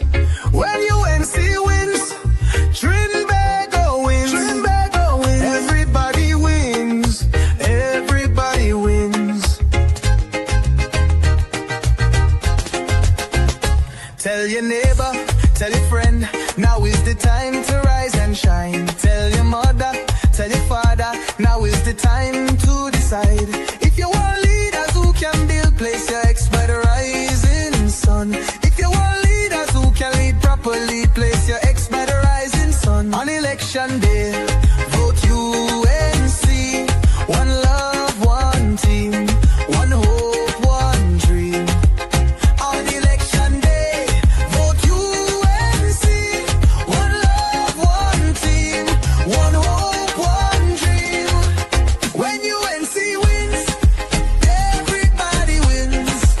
When UNC wins, Trinbago wins. Everybody wins. Everybody wins. Vote for peace. Vote for love. Vote for hope. Vote for change. When UNC wins, everybody wins. Bye bye, Rowley. Bye bye. Bye bye, Rowley. Bye bye. We're not voting for you.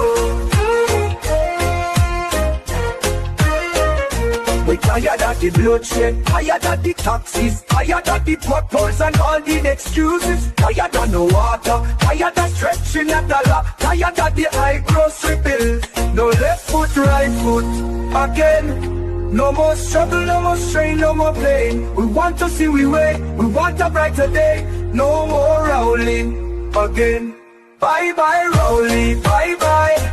Bye bye, Rowley, bye bye. We're not voting for you.